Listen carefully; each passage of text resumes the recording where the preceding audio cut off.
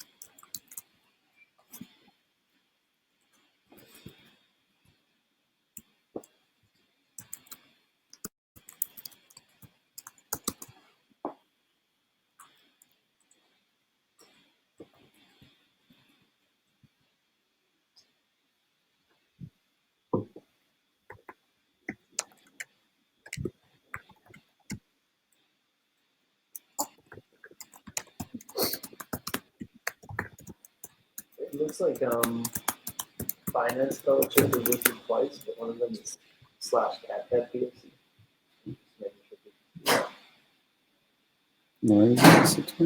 There's a number 12 and there's a number. Oh yeah. So this at the end here, I put a bunch of spaces there. That's because this is our common notes. So all the stuff at the end is like it's data that you can use. Like, oh my bad. Because I would delete that. They're all. This is like our. Yeah. I mean, it's from our notes from last meeting. Right. This is up until reaching the 984. Yeah. Yeah, that's what's in scope before we hit our cap.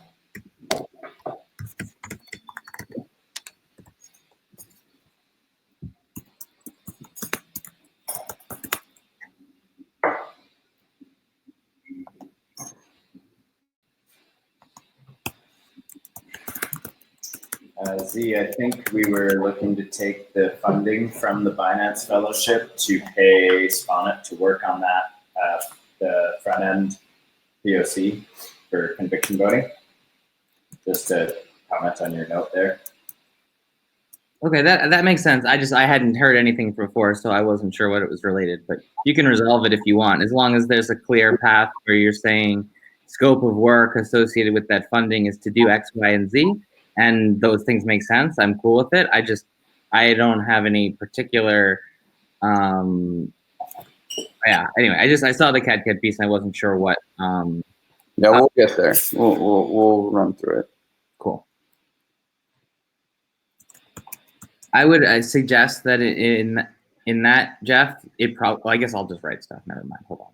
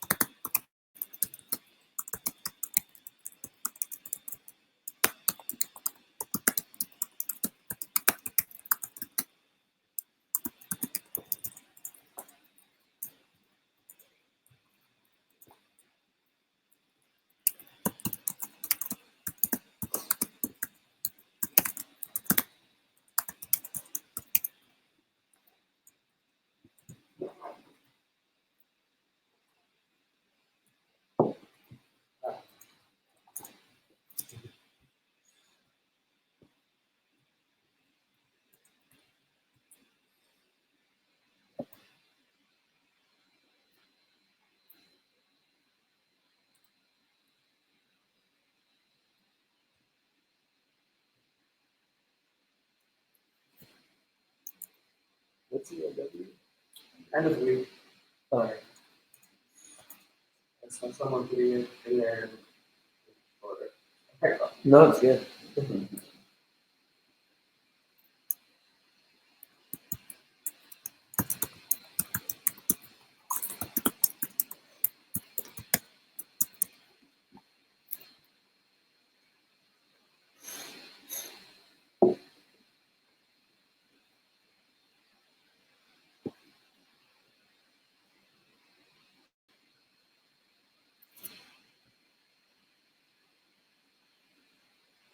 Now you know what's missing here is fundraising.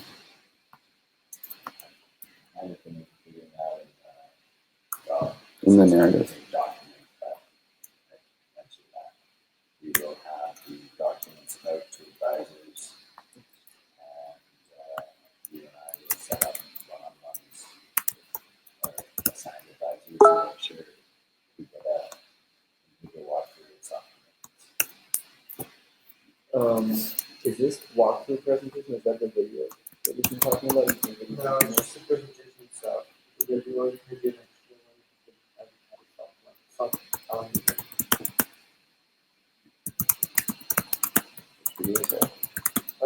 We're talking about pre-recording the presentation.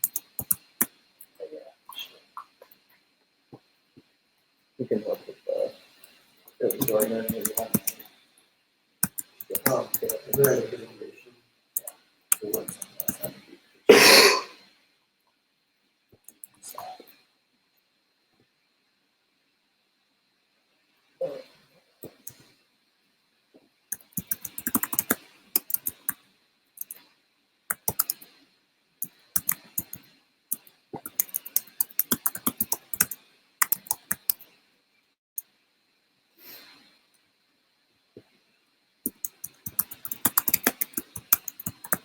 Hey, Chris, you see where my cursor is? You see where my cursor is? Right now, I don't. Right above yours. There you are. Yeah. What commitments are those? Is this something that should be broken into 2 things? Or? That's what it is. Oh, okay. You did it?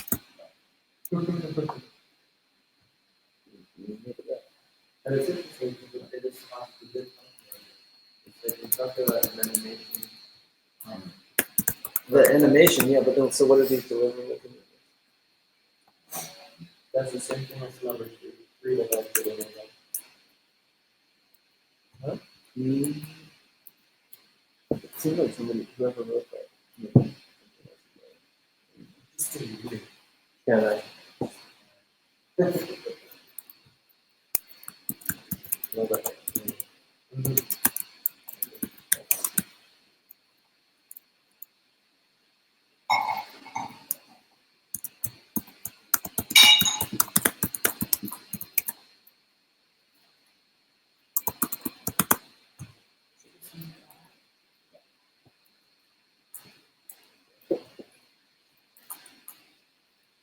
You can take a set of keys if you need. yeah. You know where they are? They're hanging on the wall before you get into the last room to exit. As you're going into the village. You'll see. You'll see. And if not, you can ring the door. We'll be here.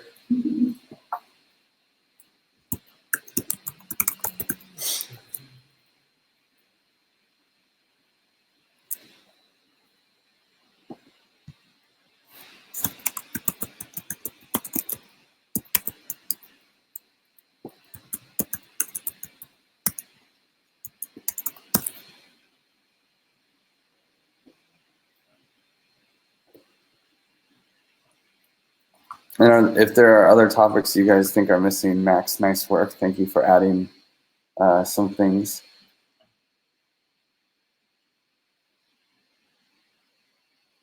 Maybe I don't know if you can think of things that were missing on this list.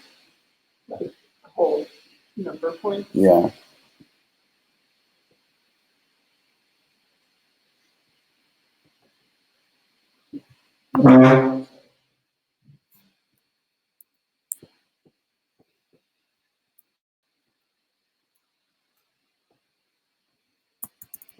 It's in the video because you want the video because you were the live.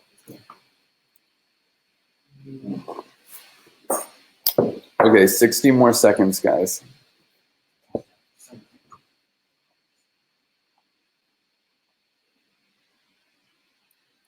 Um,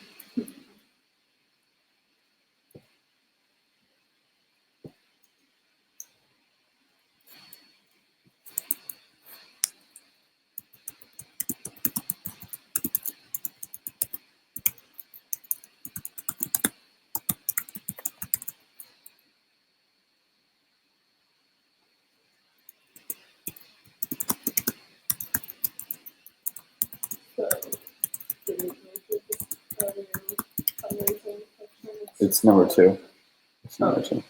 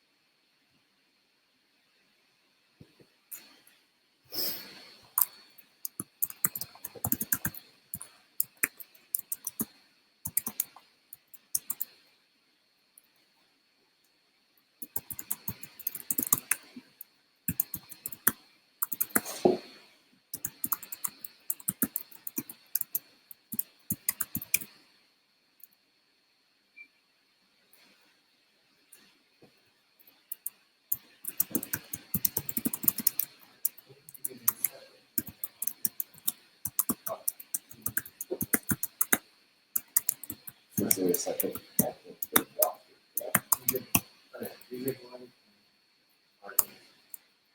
I mean, Block Science has a whole arm of their conference on CAD, and they've asked us to speak about conviction voting as a CAD conference. So that's CAD.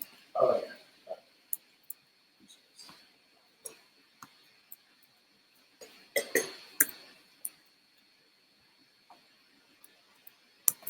It's better than 67. Yeah. I found some other things. It just said, we had a long 2 minutes, that's the meeting is happening. We did. Before it became 15 minutes. When we were stopping. But 2 minutes.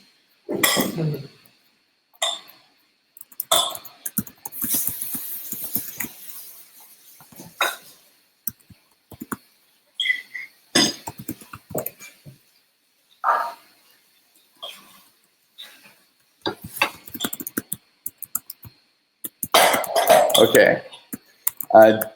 Coach B, do you have anything else to add on KYC, or can we skip it and go to the next one? Oh, is Coach B there? I skip it. We already talked about it. Sorry. It's all good. We can go to the next one. Okay, cool. So we covered KYC well enough. Yeah. Fundraising. So fundraising has a few things that I think are in scope and a few things that are not in scope. And it's actually got to be a huge priority for us coming for the next month. So we need, in my opinion, we need to build a clear user story for the process of fundraising. What does that look like, so that we can actually know what we need to do to actually finish it. I don't think we've done that. I don't think we're really ready for fundraising because until we create the user story. And then there's some huge pieces that if we're going to do this with tokens, we need token contract, and we actually need to build a DApp that will allow them to send money our way, especially because we're asking for DAI. And if we're going to create a token, you know, they can't just send us the DAI, right? It has to be the approve withdraw thing. So unless, of course, we want to just like do that all manually, that's fine too. But this is something that needs to be decided by SpotNet. So with SpotNet's help when he gets here. Is he in there today? You know, I hope so. Has anyone talked to SpotNet? I wrote him, but he hasn't responded to me yet either. Coach B, you haven't talked to SpotNet at all, have you? He texted me yesterday at 11, but not about different topics. So Okay. Things that are not in, well, does anybody else have any ideas that are missed here in the fundraising thing that needs to be added to our scope? I mean, well, I guess these like pre-commitment meetings can probably go under fundraising rather than under these narrative docs. Question, do we, okay, so when you say fundraising here, that doesn't actually include raising funds, or it's just like building everything you need to raise funds? Yeah, I mean, I guess, yeah, there we go. Because I was gonna say talking to lawyers, are we sure we don't want to talk to any lawyers before we start taking money from people? We already talked to the lawyers.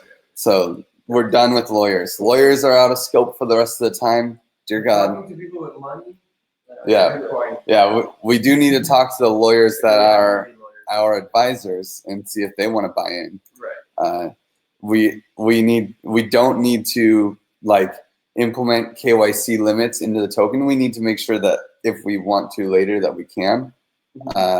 But for now, so like if someone's KYC to up to 15K, then they can only receive 15K worth of tokens, right? We don't need to make specific individual contracts with US people before the raise is successful. And we also don't need to do the whole Argon DAO or setting up a transparency system. And you mean you specifically don't want to make contracts with US people, right? Not obligatory, but like that would be bad to do that. It wouldn't be bad. It's just like, it's not necessary. So, I mean, we might want to like, we could start that, but then we're wasting our time. It's extra This is work like that you don't really have to do. Yeah, how do we prioritize appropriately? Is there anything else in fundraising that shouldn't be in scope that is, or anything like that? And then we are saying in scope and scope for each term. Before we raise 984. Yeah. Well, yeah, just for completion, it's like everything that's narrative. Well, a lot of the narrative elements you cannot really raise the funding, but no, it doesn't. Okay, so accounting. Right now we have the basic accounting system in Giveth. For now, that's just what's easiest for me to pay out. So, because I do it for so many other projects. So I hope that we can kind of do all of our accounting on there. And then what's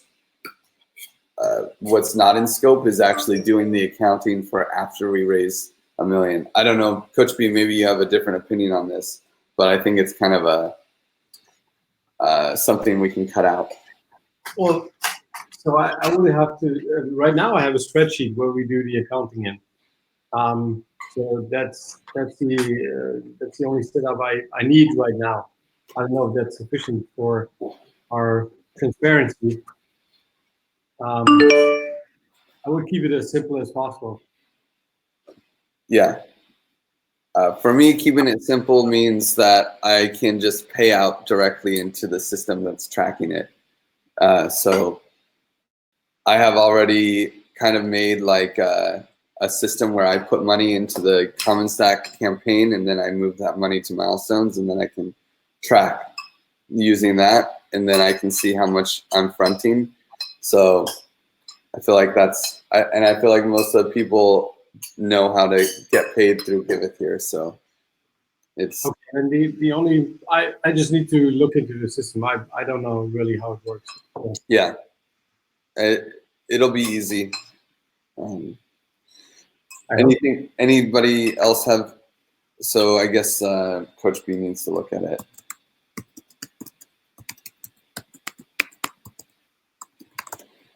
We can do a quick walkthrough, Coach B. It's easy.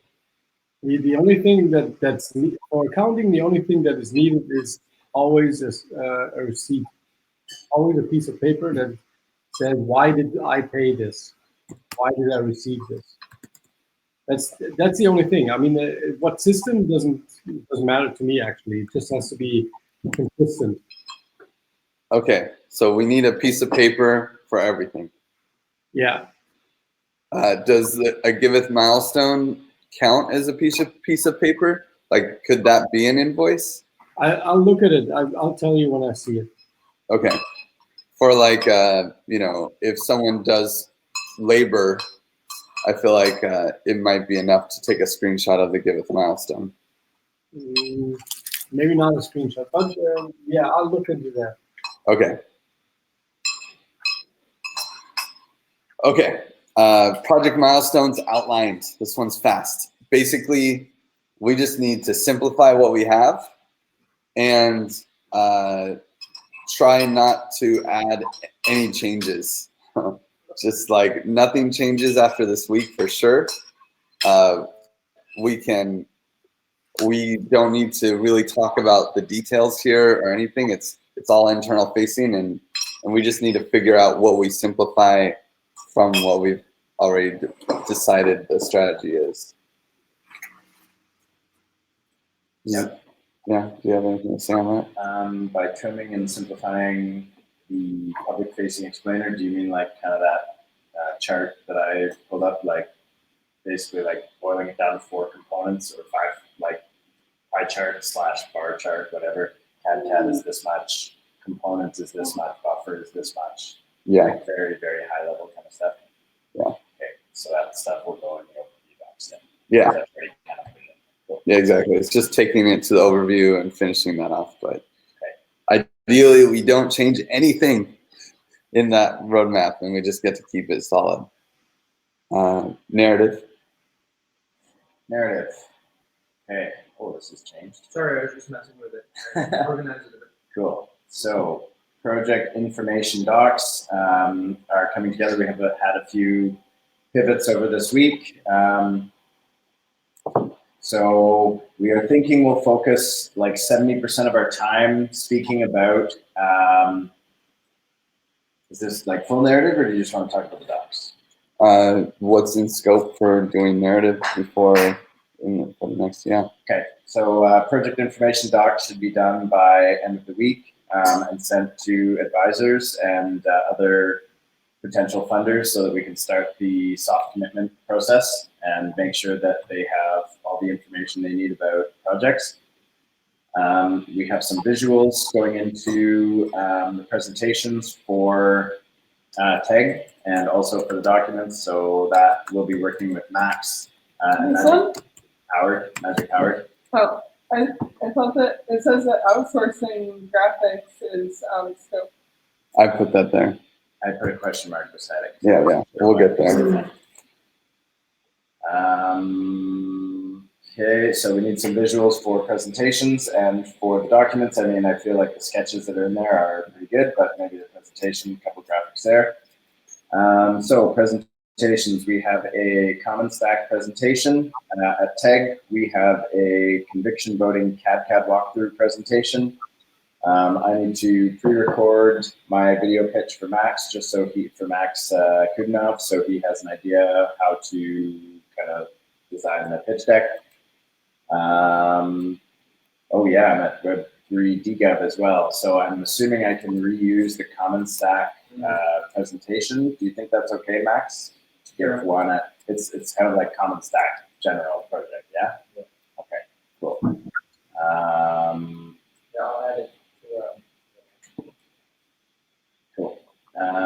Z has a bunch of talks that we will need to touch base on. Cybernetics at Web3.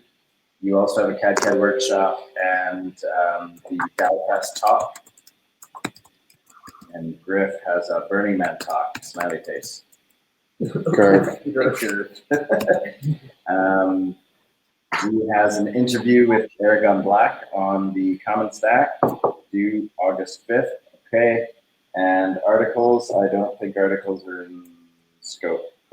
What's this need I guess. reviewers about? Probably it is before the raise, we will still write some articles. For the raise, yes. So that's ongoing. Cool. What, these reviewers under interviews? Do you have a link to any content, Z, for that Aragon Black interview that needs eyes on it? I do. Here, let me. They sent it to me in written form to sort of make it easier to fill out. I'm gonna link it now, and basically, I need to have a brief conversation with you, probably just to align answers. Then I'll write up my answers probably over the weekend, and then have one more review with you, just because I want to like align messaging. And yeah, it's just to some extent I'm doing this interview because of Common Stack, and that's what they're asking about. I don't otherwise have strong ties or needs for this immediate community, so I want to leverage it to a bit of Stack collaboration with Aragon. Cool.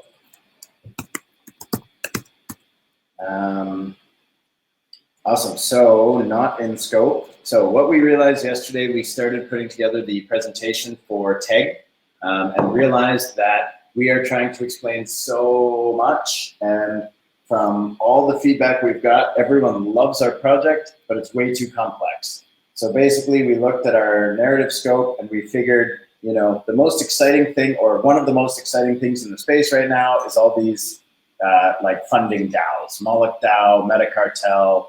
I mean, I don't know who else is actively doing this stuff, but these are kind of like the darlings right now. Like, they're popping up all over the place. They're trying to solve these problems, but they still have, you know, sustainable funding issues. They have voting issues. They have accountability issues. And I mean, we are basically building components to address all of those. So we figured we would spend probably like 70% of our narrative time. Like, we'll introduce the common stack. We'll say, yes, it's these 4 components, but the majority of our narrative time will be given to, we are basically an ecosystem funding DAO for token engineering with a bonding curve. So, I mean, it's Moloch DAO with a bonding curve modeled and designed in token engineering and CAD and all that. What sets us apart, and I think this is a huge thing to emphasize, is the token engineering foundation. So we are open sourcing CAD, and we are using CAD to design token engineering components to bootstrap token engineering.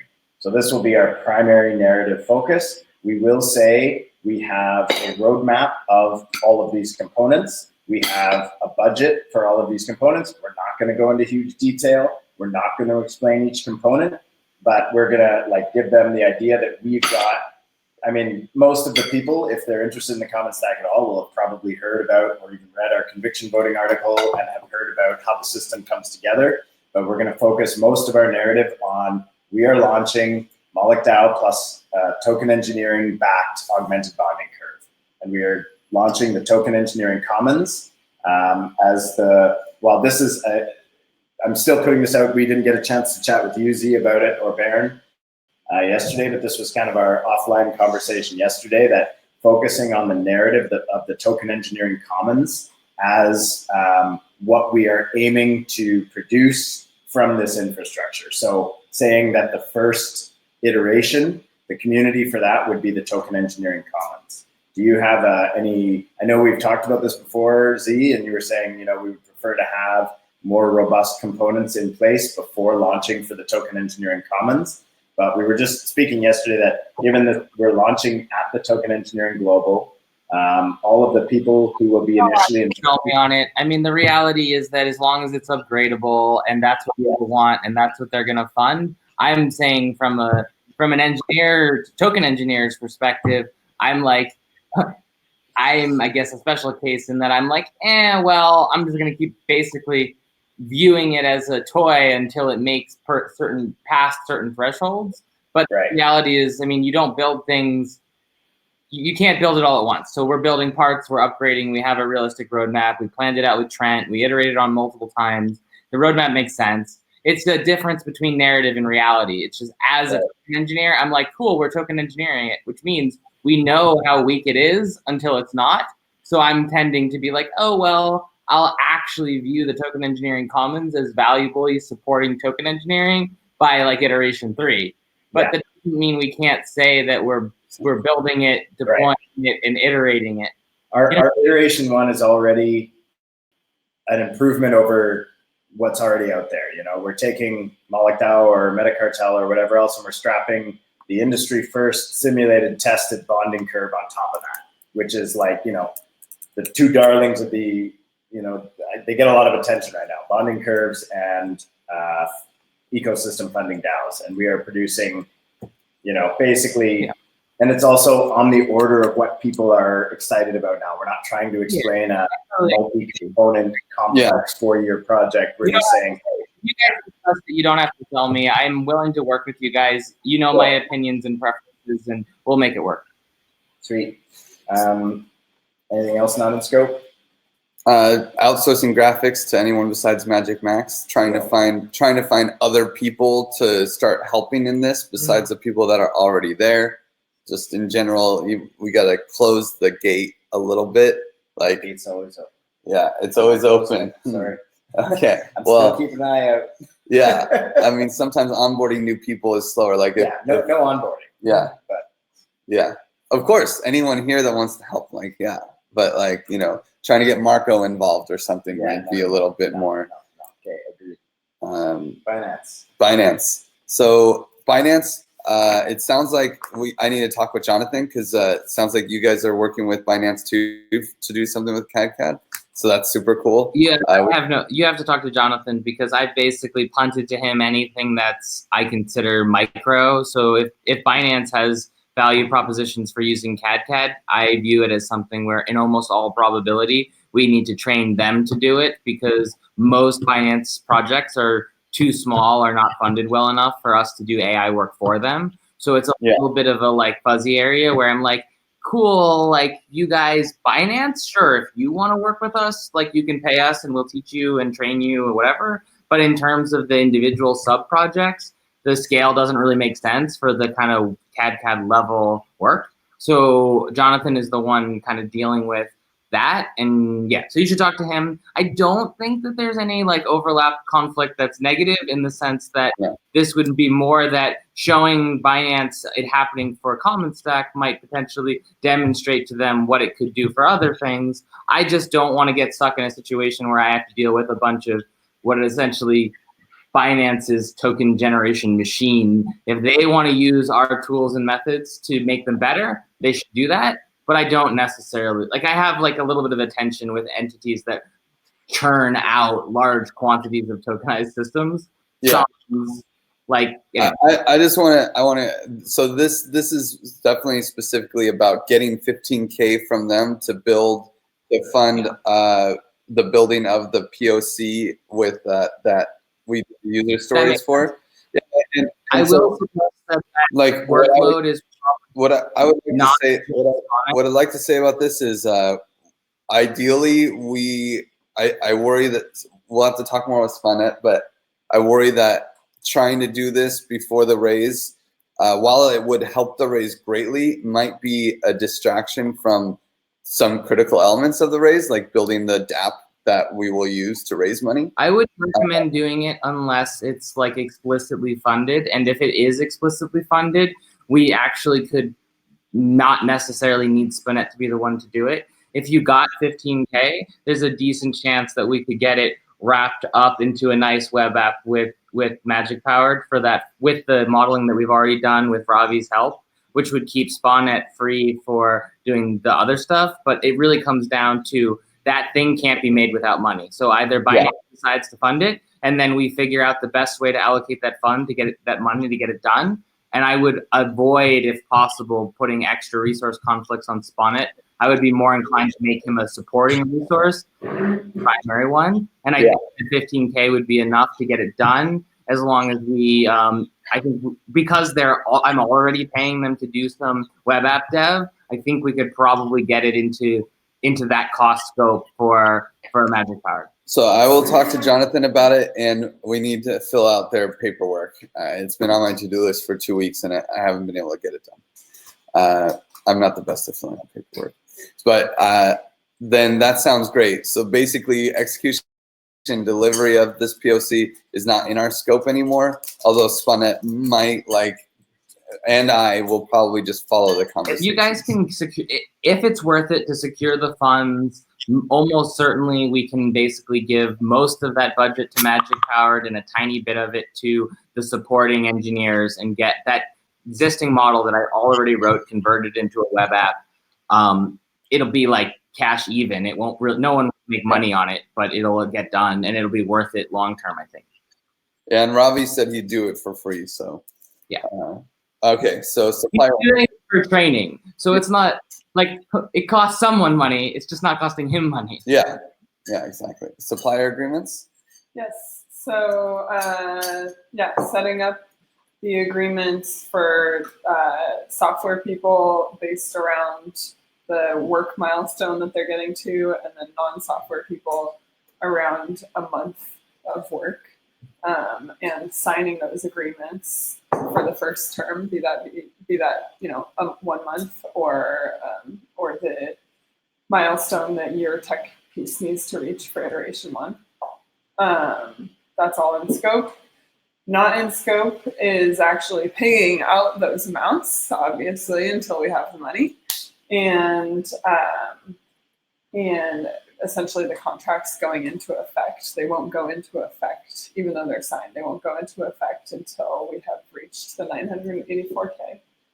And then signing any agreements on work specifications for iterations beyond the first one is completely out of scope. Cool. And most of that's going to happen this week. Sweet. DGov TE Research Fund. Yeah, so we outlined our expectation for that, our team, what we want to have. Oh wait, hold on. Maybe you should have your mic.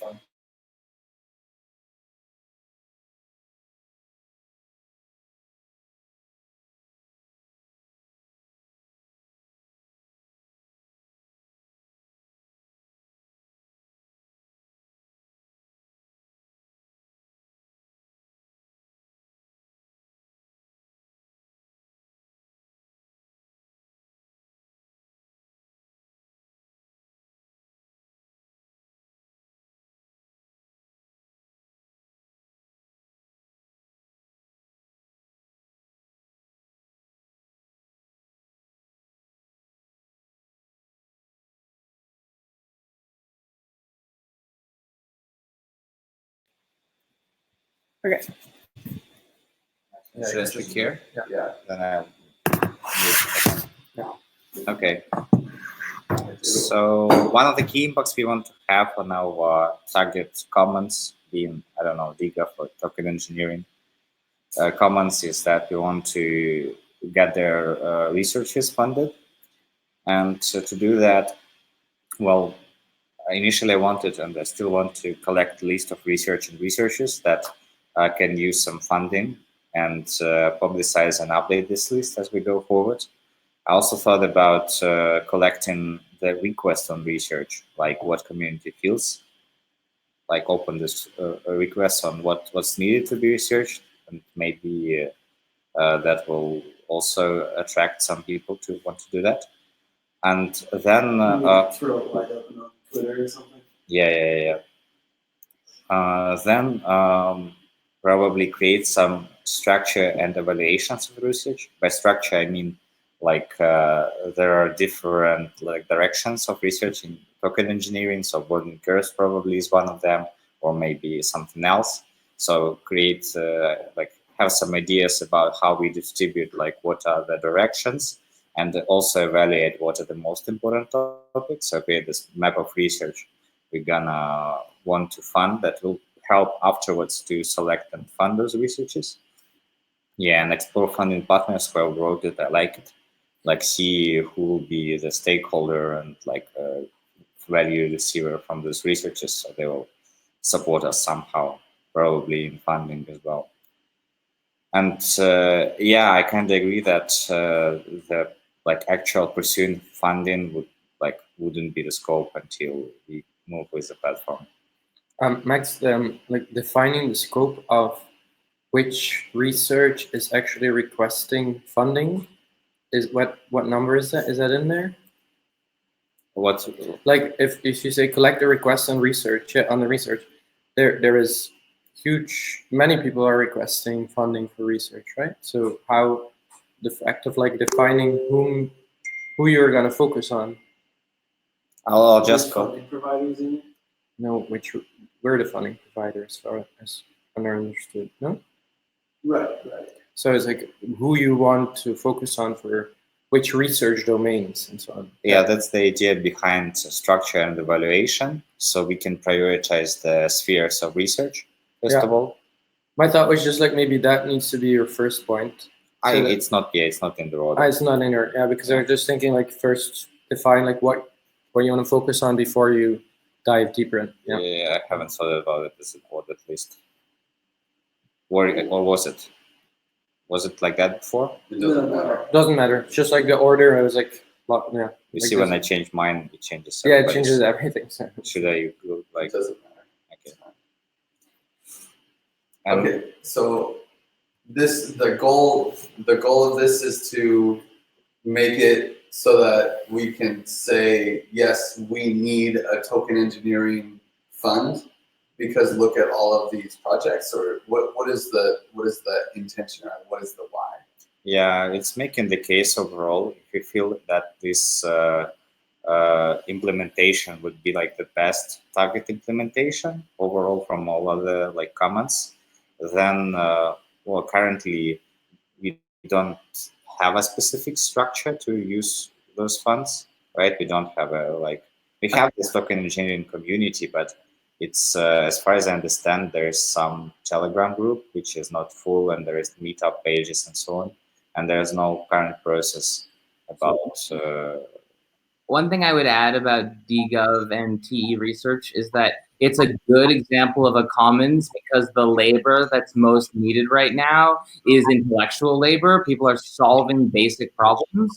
One of the biggest challenges we run into is that the space is currently so implementation driven that they want to build things that they can extract value from. And the whole point of a commons is, at least in the intellectual sense, that if you're doing basic or early applied research, then the thing that you're producing is a commons resource, and it's something that isn't directly monetizable. And the problems that we have sometimes stem from the fact that people are being forced to take monetizable approaches to things that actually aren't ontologically aligned with being directly monetized.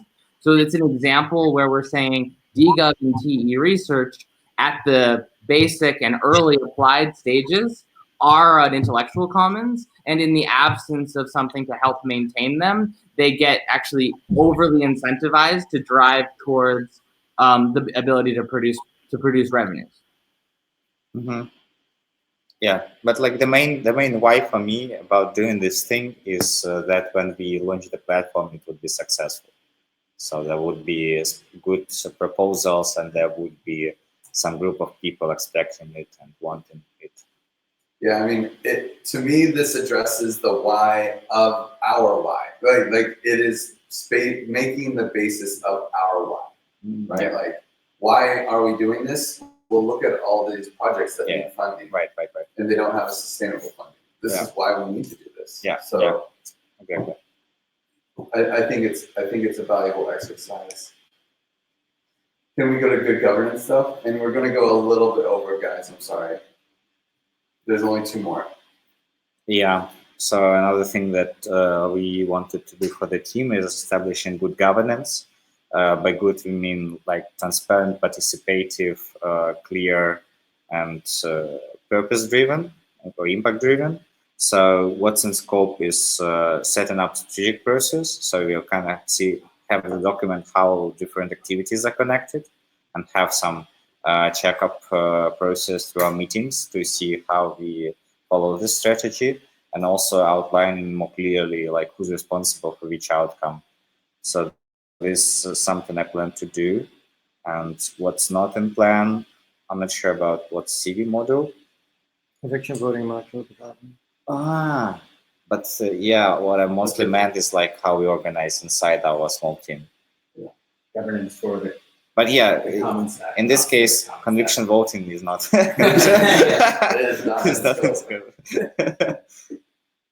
Yeah, and about August, it feels like the activity will drop a bit in August, but I hope it won't be dropped like completely, and we will have at least weekly touch points to kind of feel if everything's going right. As for the outline of roles and responsibilities, I guess you're probably going to start on the work that Lorela is preparing now with like the contract. Yeah, of course. Right? Okay. Cool. Yeah, you want to take the sound or actually? Yeah, check. Advisor meeting. So I'm expecting to hear back from Eden by the end of the week. He suggested we combine. There's an Outlier Ventures mingling meet and greet. They might be having some kind of launch. I don't quite know what it is, but anyway, they said they would find a space at the factory in Mitte, which is not at TU and it's not at Web3, but it's somewhere not close to either. So it's equally inconvenient for everyone. So we'll just jump in a cab. We'll assign 1 team member per advisor or 1 team member per couple advisors to be able to chat on the way over. Z and I will have a brief presentation. However, we should have gone over the overview with each advisor by then, because Griff and I are going to meet with each advisor and make sure we get any last questions about the overview or any final advice integrated into our process. And then if they have any deep dive technical questions, and it's mostly a chance to allow the advisors to mingle among themselves, chat about the project and whatnot. Venue will be with Outlier. I'm going to organize some light catering, and then drinks will be provided by Outlier. So it looks like our budget will be lower than expected for that, which is great. Not in scope, new advisors. I guess the only one that's kind of on the edge is Sherman, but she's invited. And we requested room for about 20 people. And on the list that I have, I think that allows for all the team members that are going to be in Berlin, plus all our advisors, plus like Chris and Jacob for Sherman, if she wants them there, and Jeff and Anesu for Eden, if he wants them there, and Demi for Trent, if he wants him there, because he's also speaking at the Factory Mitte. So small, relevant crews of the advisors all fits within our 20-person limit. So that should be good. You say that you will have talked to the advisors before, like where we haven't seen that in scope. Yes, the docs, once we finish the overview docs, I'm going to set up one-on-one meetings with each advisor. Griff's going to take 3, I'm going to take 3, and we're just going to have a walkthrough of the overview docs, see if they have any questions, see if there's anything we still need to add to the FAQ, for example. So we'll do that before TAG. So that'll be over the next few weeks. Okay, so add that. It's already in the narrative docs in scope. I said once the docs are finished, we have to send them unless it got removed. Yeah, it's in there. It's in the fundraising one. It was added after we did it, but Okay. Yeah, so that is all for the Berlin meet and greet. And that's our cool, and last that's it. So let's take a 5-minute break. And I mean, this is the beginning of actually the road mapping doc. So on Friday, we will come back to this, and maybe during the strategy session with Max, we might come back to this as well. And this is our to-do list, basically. So thanks, guys. And we'll finish this later. The next meetings are, we have a multi-sig meeting, and then everyone else is free. So, and the multi-sig meeting should be pretty quick. So we can take like a 10-minute break, actually. Cool.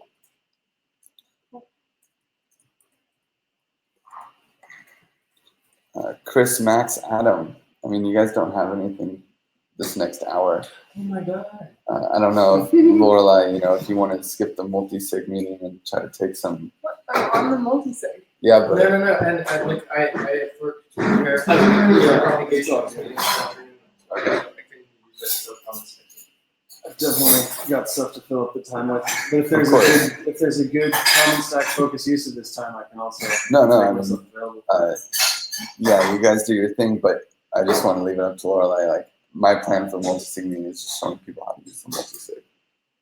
That's it. I can show you how to use the multi-sig anytime. Unless we want to do something else. It's not a board meeting. I mean, You don't have I to. could, I'm just giving you the I could option. take the time with Chris to talk about his supplier agreement. I'm not ready in like preparing. Yeah, I saw your work. Started in it. But yeah, I figured your worksheet wasn't quite. You didn't seem done with it yet. No, indeed. Can you be done, like, before like our 4 o'clock again? Like, I will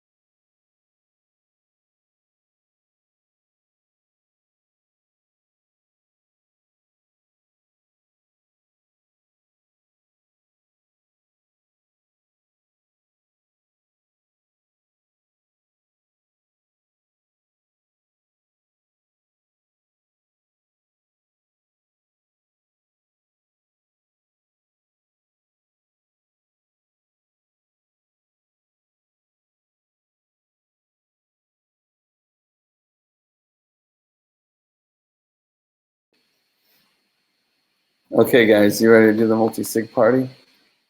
Yep.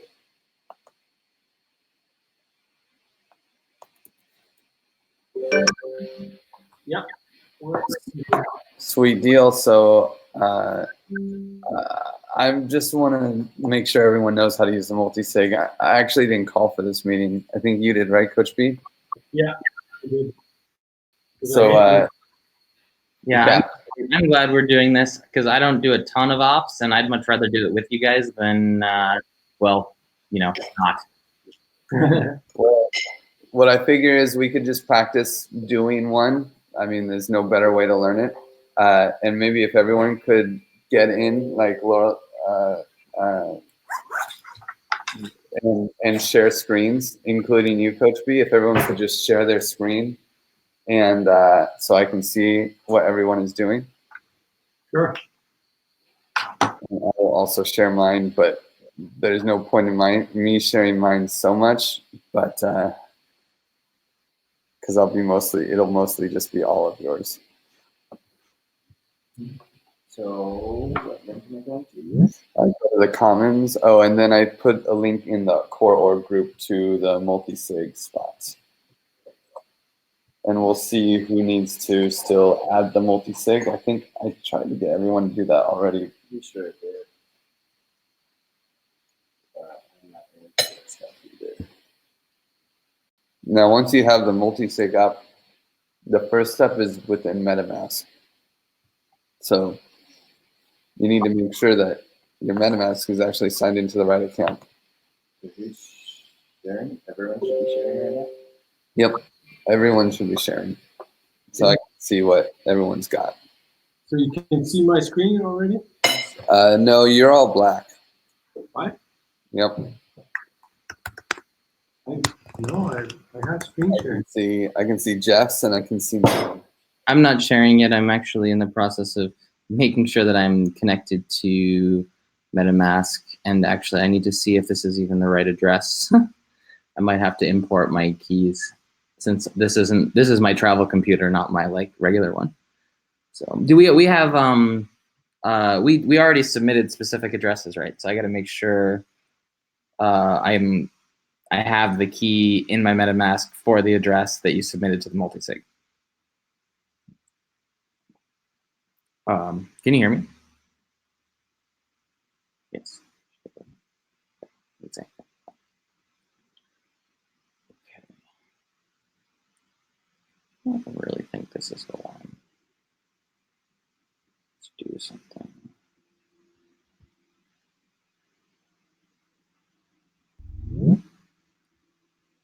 That's that account, not that.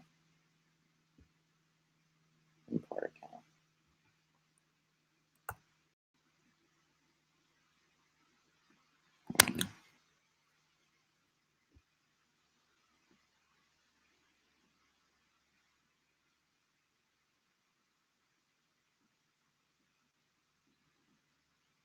Where the fuck is that?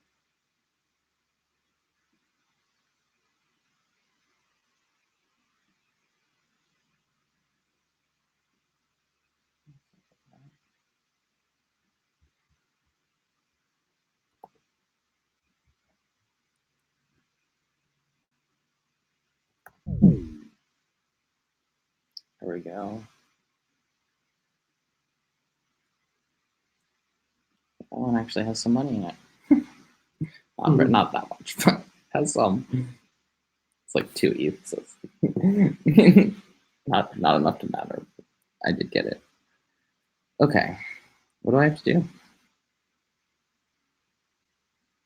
Yeah, I'm just trying to define.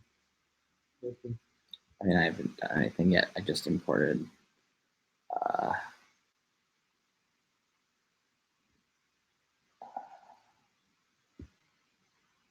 Okay. Wallets. Add wallet. I know, is Griff not there anymore?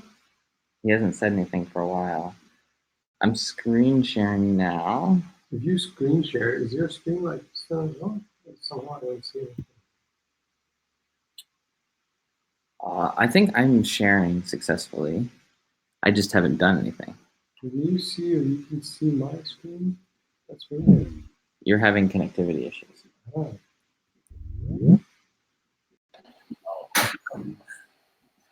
Okay, now I can see Z. Okay, so see where it says you have the right address. You're on mainnet. So now where it says add wallet now. Perfect. Restore deployed wallet. The name is Common Stack Multisig, and I'll paste the address here. Sorry, Common Stack Association. Yeah, I mean it doesn't matter what you name it. It's a local name. Yeah, I understand. I call it the Common Stack ass. Common Stack Association Multisig. And I just sent the address in Telegram.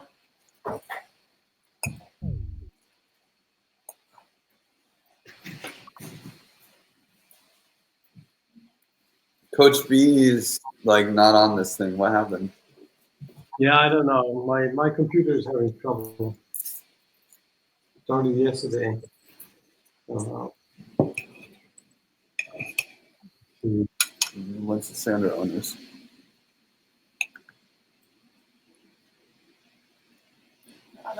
Okay, so now go to maybe you need to refresh. Oh, unlock no mask. And you're on interview. So go to actually click the name Z. And then click that down arrow for owners. And yeah, let's edit some names so you know who everyone is. I'm Dia. This is The first owner is me.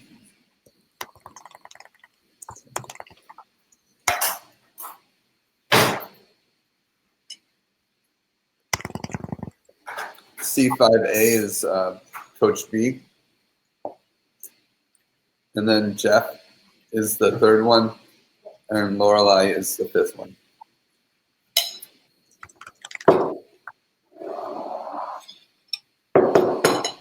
So I'm really sad that Coach B can't get in on this. Is Coach B, is at least your multi-sig thing working?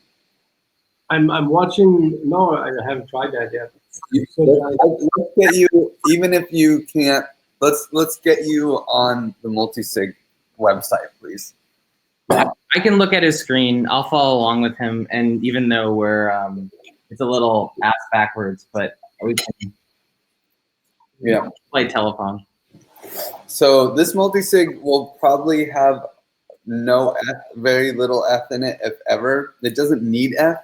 Multi-sigs don't need Ether to send anything because the account that initiates the send and does confirmations accounts pay gas, but multi-sigs don't. So we will probably never have Ether in our multi-sig. If you go to tokens down here, Wait, where will we have Ether? we will have DAI in our multi-sig. Oh. And I'm surprised it doesn't say DAI because I just sent some. Let me see. Actually, I'm kind of tempted to just do like a light test, and either of these addresses. Oh my! I'd have to import another address. Thinking about one that has DAI in it. No, it's okay. I already sent DAI, but I need to up the gas apparently. Apparently, someone is airdropping or some stupid shit. Yeah, that's really annoying. I feel like someone needs to write something that does a good job basically blocking airdrops. Just like automatically reroutes them somewhere and just like measures how much accumulates. I'm gonna pay fucking 40 gig away G-Way for gas just to make this happen quick.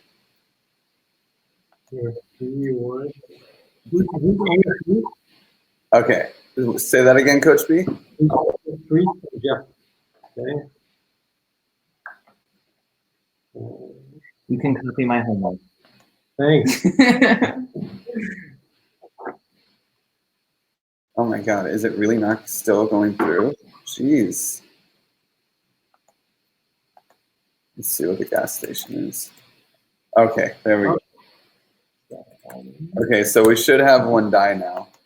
If you scroll down the tokens, does it say that we have a DAI? Yep. We're rich. We're rich. Our first donation. Frame it. Hey, that's true. I mean, that is effectively the first donation ever. Yeah, well, guess what? You're giving it back. So now let's try to make a send. Well, let me just catch Coach B up. Coach B, are you at the website? Like, what's your status? Yeah, I've done everything. So I can see the die. You can see the die, and you have everybody's name in there, in the owners? Yes. Awesome. Okay, cool. So now let's go to transactions, I think. Let me see. I guess I should look it on my page. Let's try to send this money. Oh yeah. So there's a few. You can, if you scroll down to multi-sig transactions, you can say send a multi-sig transaction now. Do you want me to initiate it, or do you want to do it? Yeah, you can do it, or maybe Coach B should do it.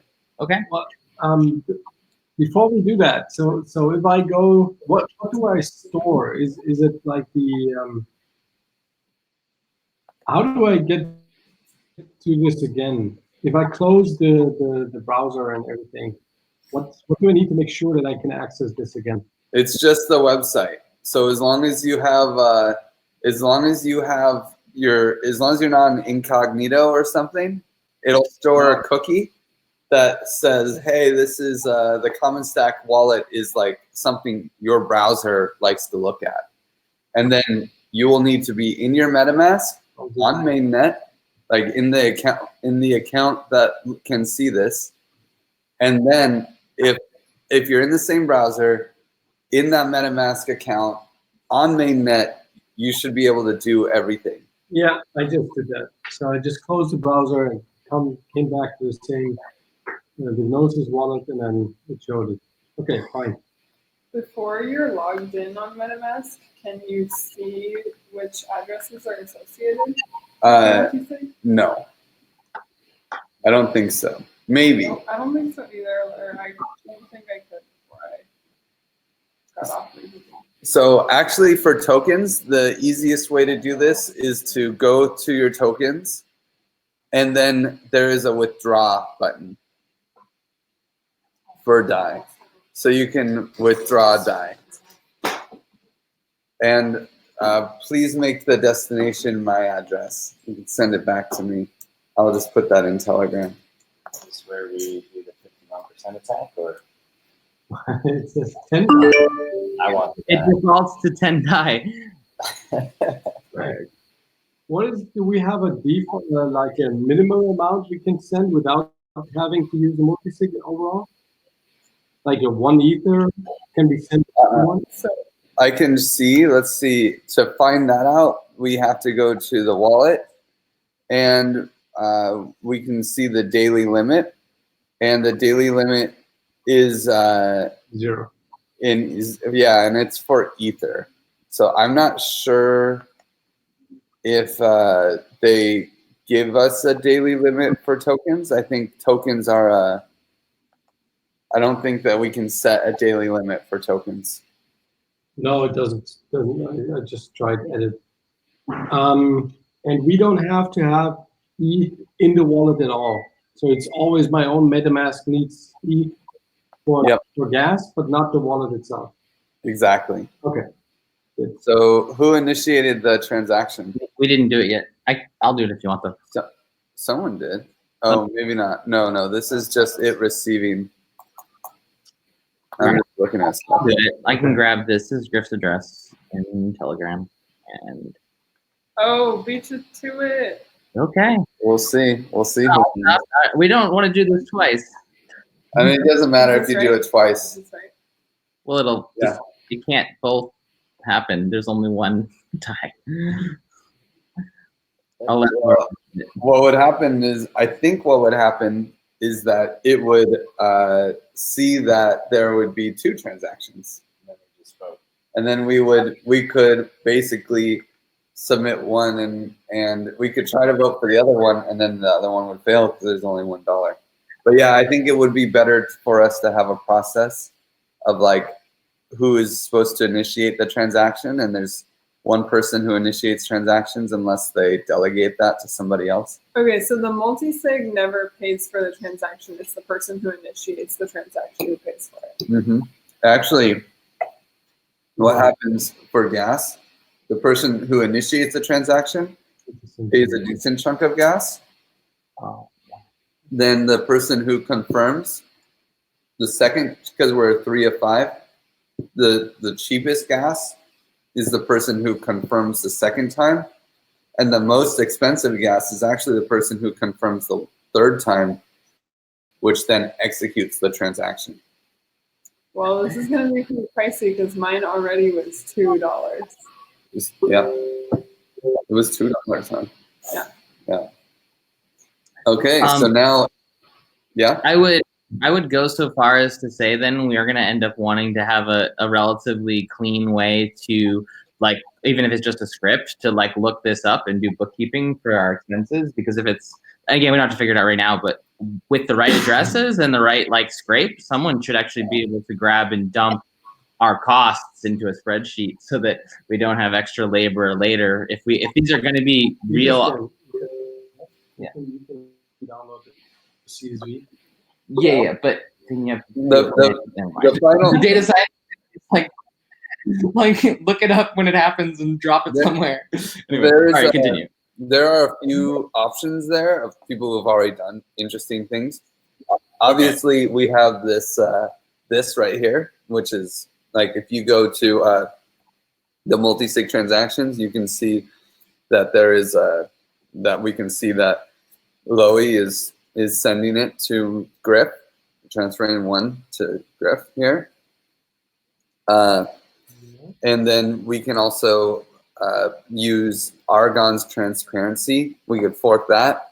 But I think the real strategy is to organize under an Argon DAO with their finance app, which does payroll and has a bunch of other nice features that will automate things. So the association will load the Argon DAO with stacks of cash on a regular basis as it needs to top up. Yeah, that and then we'll use the Argon DAO to actually like distribute the funds. Okay, Z has approved. This pooled wallet will just be holding. This will be like yeah, the 20% information. Exactly. how did you get it to send one guy instead of one? If you go to cancel tokens, I just sent it. I let it on. Okay. you can go to withdraw. What? I didn't have the. No. I didn't like it. Who wants to confirm the last one? I'm trying to, but my my account didn't have any needs on it, so I just sent it, but it's not arrived yet. So I'm missing the gas. You know what's funny though? When we're doing things like this, I stop and think, like, oh, this is slow. And then I remember what it's like to send money between banks. Yeah. And then I'm like, haha, this is really fast. Yeah. Like, I had to pay Jonathan back for some personal expenses, and I looked at trying to send it to him like in a traditional way, and like it was like mountains of time and headaches. And finally, I literally just like sent him crypto, and I was like, huh, that's so much better. That's nice. Dude, I've been collecting dues in the camp. And PayPal, and some people wanted to pay in PayPal, and so we just said yes. But like PayPal keeps charging everyone, like it charges us $20 a pop. Wow. Yeah, it's fucking annoying. I have to spend almost 100. It's gonna cost me almost $100 in fees because I had to go to Coinbase. I did send him enough money that I had to take it out of my bank account, which means I had to pay the fiat transference fees, which is annoying. If it's already in crypto, it's super easy. If you have to go from fiat to crypto beforehand, it doesn't really matter. It sucks no matter what. Yeah, exactly. I mean, you still have to touch the fiat, the dirty, dirty fiat. Coach B, you said you didn't have any Ether? Yeah, it's still pending. I have the transaction. I didn't even say the slowest one. I took like an average. Is the network really congested right now? There's an airdrop, so the gas needs to be over 20. So this is an important lesson too. Have money in your account? of gas. Don't do operational tasks during spikes in gas fees. Pretty much. But if you do, and you need to go through, you can go to MetaMask, and you can click the transaction that you created. Oh, it can speed up. Yep, and you can click the speed up button. Let me see. What does it do? Probably. Cost me money. Yep, and when you click speed up, you probably go to advanced, and I would type in 20.0000000001. In what? The gas limit. No, the gas price. The gas price. It's 11.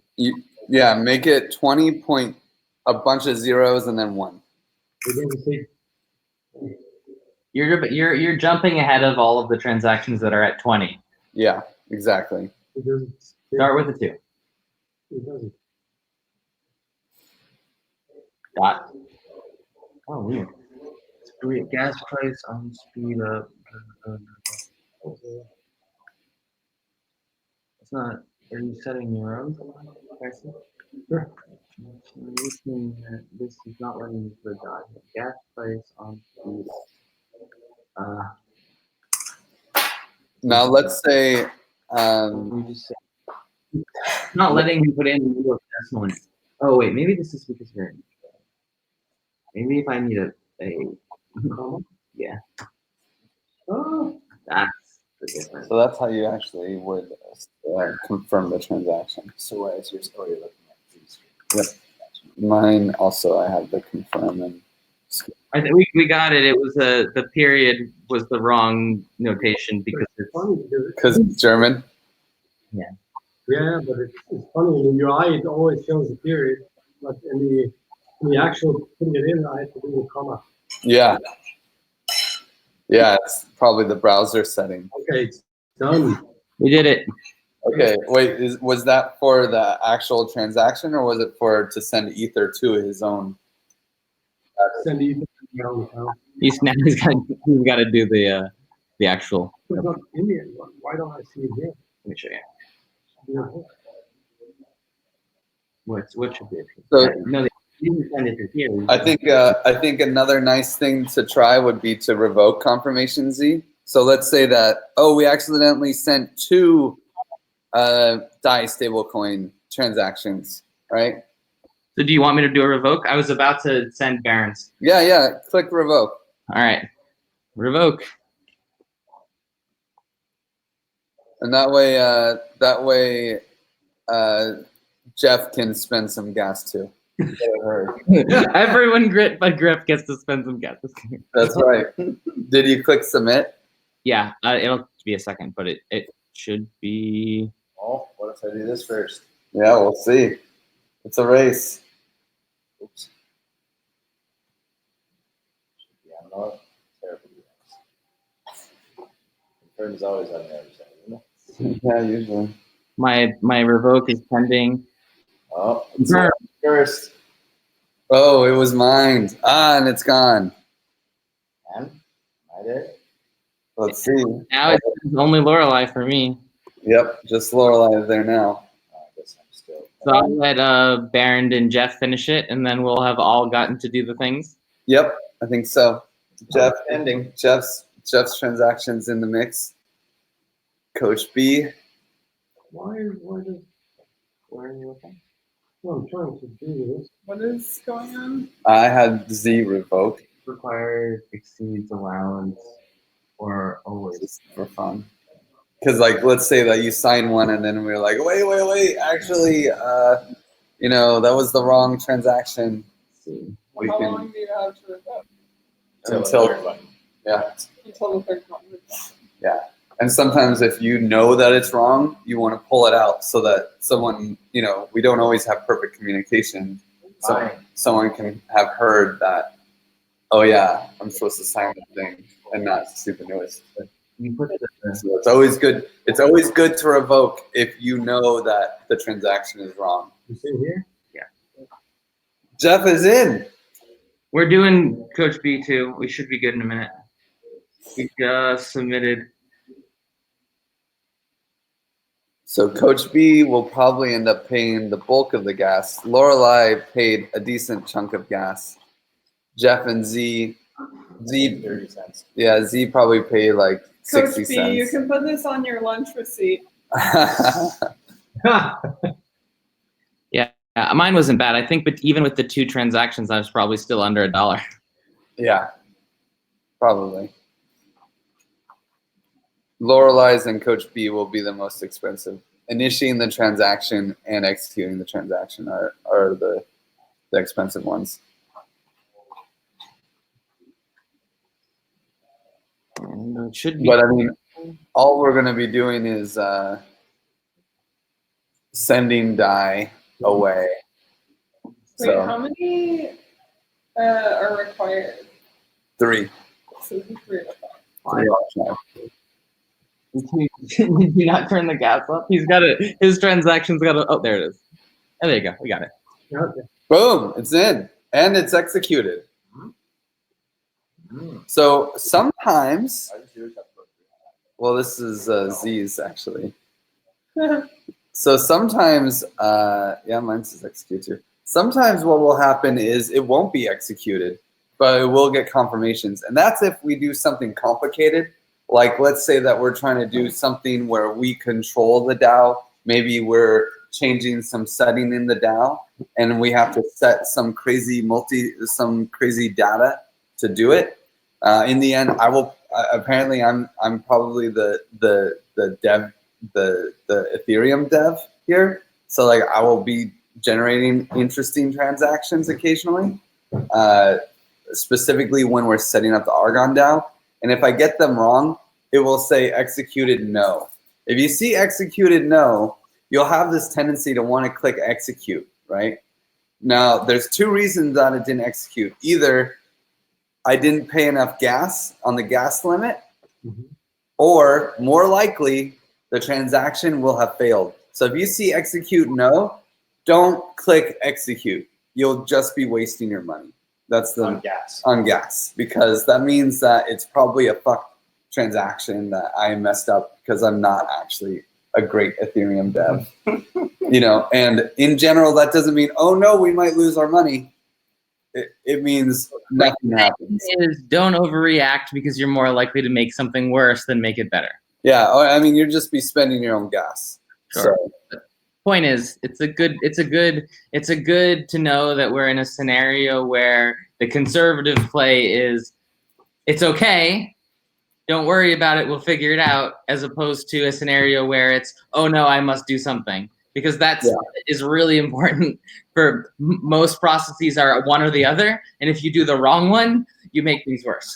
Yeah, exactly. I mean, generally, you know, multi-sigs, this is like a formality. The real conversations happen on Telegram or wherever we organize, right? And then it's just like, okay, guys, go sign this multi-sig transaction. Shockingly, governance processes are just for managing things, not for making them. I continue to find it incredibly funny how much like the real world's still just the real world, even if you change tools. Yeah, exactly. You know, we just have to have conversations. Okay, cool. I mean, that's it. 32 cents, just for your information. What? I paid 32 cents. Transaction fee was 32 cents. Oh, that's pretty cheap. That's nice. That's why it took so long. Yes. Well, good. So yeah, that's it. And we will just be doing this. You know, the hardest part about this next one is figuring out the exact address to send the DAI to in our Argon multisig when we get there. But that's it. I don't think that there's much else that we would need to do. There might be, the next actions for the multisig will be probably complicated ones where like somehow maybe this multisig is the owner of the token contract, and maybe we will need to set some setting or something. But I don't think so. That's like, that's just the only thing that we might have to do before we raise. Otherwise, we do nothing until either we give back the money or we can start spending money with an Argon DAO. So. I'm not gonna lie, this is partially just really exciting for me because the last time that I was on a 3 of 5 multisig was in 2016, and I had to literally write CLI commands on a Bitcoin core fork in order to sign transactions. Yeah, yeah, I'm not surprised. What you guys did on a Bitcoin multisig? Yeah, the project was called LBRY. It was it's a Bitcoin core fork. It's like a colored coin for managing Oh, stored on a DHT. But the Bitcoin fork it's basically just a colored coin thing. It was a long time ago. yeah. And you, since it was a fork, there was no UI. Oh, exactly. So it was literally I was like booting Linux off of a USB drive and in signing with keys that were stored on that device. Jeez. Nuts. And to be fair, my friends that I was like working on that with were like pretty hardcore early adopters, but it was like I had like really painstaking instructions from them. It took me a day to like get all my shit set up so that I could have my like custom air gap Linux booting USB with my keys and an encrypted partition for managing the multisig for that particular, because it was for the pre-mine for the network. And honestly, like at that time, I was just like, "Oh fuck this shit," and now this is beautiful. Yeah, this is so much easier, right? Okay, well, let's take a 10-minute break before the strategy actualization session. Okay. Sorry, 7 minutes. 7-minute break. Good. Yeah, and if anyone needs any help with multi-sigs, I'm on like I've been on some. I've hacked more multi-sigs than most people have been on. So. Last time I used the multisig was with Jordi and Edu, and I used my Ether, my crypto. Yeah.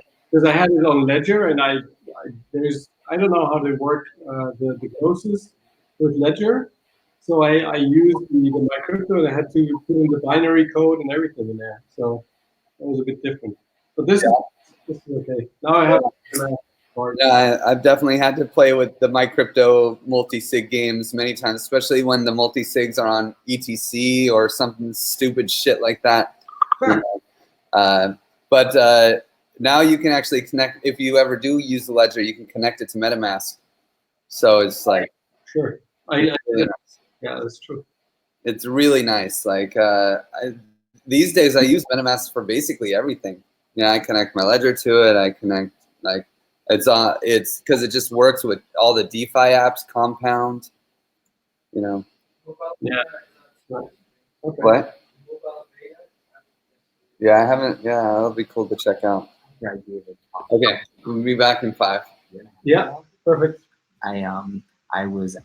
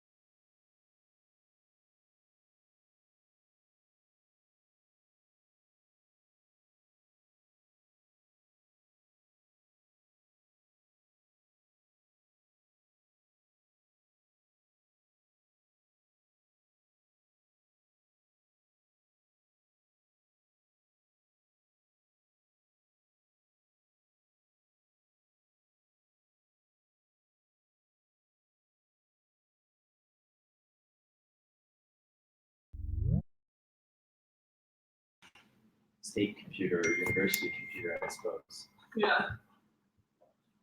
Or the computing rooms. Hey guys, Z, Coach B are with us. Hey.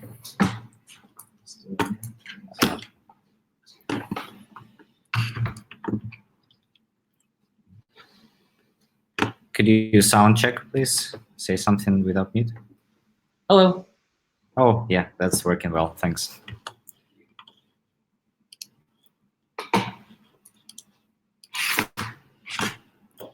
Okay, so the working, like the strategy actualization session, what we need to do is to, like, we had some nice exercise with Griff, like saying what's in scope and what it's not. We had previous exercise on the strategy when we selected the priorities of things, and now I want to merge these two documents and have a nice plan for checkups. But let me show what we worked on Monday and how it looked like. So currently we identified like 3 stakeholders of our organization. First being the Giveth experts, including token engineers, crypto economists, researchers, academics, mechanism designers, crypto lawyers. So we're trying to make it as broad as possible, and narrow down later if you need. And I think just through conversations since this meeting, we might focus more on token engineers being the primary one, and then just switching token engineers and Giveth experts. Okay, so we say that it's token engineers. Yeah. Sorry, I was lost track of time. And do token engineers include crypto economists, for example, or not?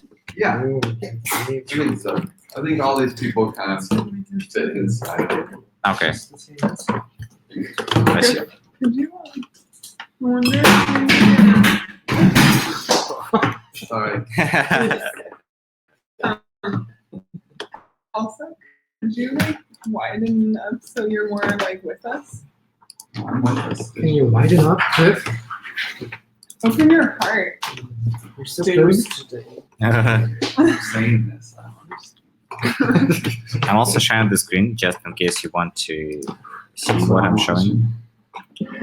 Are you I sending don't this? care about seeing your face. I see your screen. Do we have these links? Should I send links to the chat? If you want us to interact with it, maybe not. Yeah, maybe just in a second. So yeah, these 3 stakeholders, being token engineers. Then the second stakeholder is our team, and the third stakeholder is potential external suppliers, guys like Aragon Black, or who was it as well, the Level K, and so on, who would develop some modules afterwards. Sorry, I was late. Where is that document? Okay, I'll send everything to In the chat. or maybe, yeah, because I'm not opening the Jitsi. Yeah, of course, of course. Usage. So this is like Monday strategy. This is Griff's scope, no scope. And we're trying to merge them now. So we will have like prioritized list of things and put responsible people to things. Okay. And I was telling that we identified these 3 groups of stakeholders. We set up priorities that like the impact we want to make is first of all on the token engineers, then we care about the team, and in this last thing we care about the external suppliers. Then we outline the impacts we want to make to these stakeholders. Are you seeing the screen I'm sharing? I have it up here. Okay. Oh, that's yeah. Because that is it linked in this one as well? No, it's okay. Just I'll just we're, look at we're it. not going to interact with this. Okay. Yeah, so we identified our ideas about what we want to do with them. For example, we want to fund their favorite projects, and we want to increase their wealth overall, and we want to develop more knowledge for them and make some recognition about their work. And what we did, we did it with Grief and Loy, and Sponet also joined us for some time. And for example, this is how looked our, we had 10 votes per That's person. so cool. You can vote on the priorities and stuff. That's a nice. Yeah. So that's how those priorities were established. And I'm sorry that you couldn't join and participate in that. But what you can do is, if you feel that we need to change priorities or something, you can raise tension about that, and we discuss, change priorities, go move forward. Is it one person, one vote, or do we do One conviction person, voting? 10 votes. Yeah. So you kind of put in buckets. Do we raise the tension in Miro, or do we do that in? I'm just showing what we did, and if you don't like anything, you see something missing. We can add or change. Yeah. Cool. So same with the team. We understood that the most important thing is to establish sustainable funding for people, then bother about self-development, then we want good governance and good working environment, meaning some culture and interpersonal relationships, and we also want to learn more in the process. So this is how we again identified priorities. And the things under it is more detailed about these topics. The blocks under it. Yeah. So we brainstormed all of the small things, then we grouped them into meaningful folders. Cool. And yeah. When did the session happen? Well, you guys are doing a comp session. Oh, We did a project management session. That first one, in any case, is going to be helpful for the presentation. Unlike I'm going to see some. Yeah, feel free to use it. Definitely. I'll put the link as well to the document. Yeah, please do. Thanks.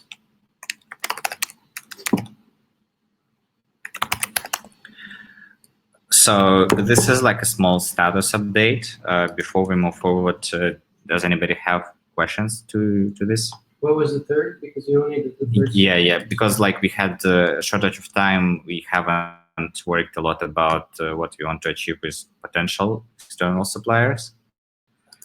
So until we raise funds, it's something we haven't. Out of scope. Yeah. Okay. Cool. And yeah, how do you feel about this structure of our impact? Wait, I'm a little behind on the understanding the organization of it. So this is the impact people we want these stakeholders to have, and this is the person responsible for it. Well, I wanted to come to responsible a bit later, just first focusing on the, that's our goal, what we need to do. We want to help Giveth experts fund their projects. We want to develop knowledge on building healthy economies and so on. So those are the ideas. But first of all, we're just focusing on these as the impact, develop more knowledge, build healthy economies. Yeah. So the idea is when we allocate our attention and budget and so on, we may use these priorities. Mm-hmm. So to establish what's needed to be done first. Okay. Let's see. And okay. Yeah, and all of that, some points are a bit vague, again, great governance, what does it mean, and so on, and but this is at least the directions, and we can make them clear in the process. Mm-hmm. Okay.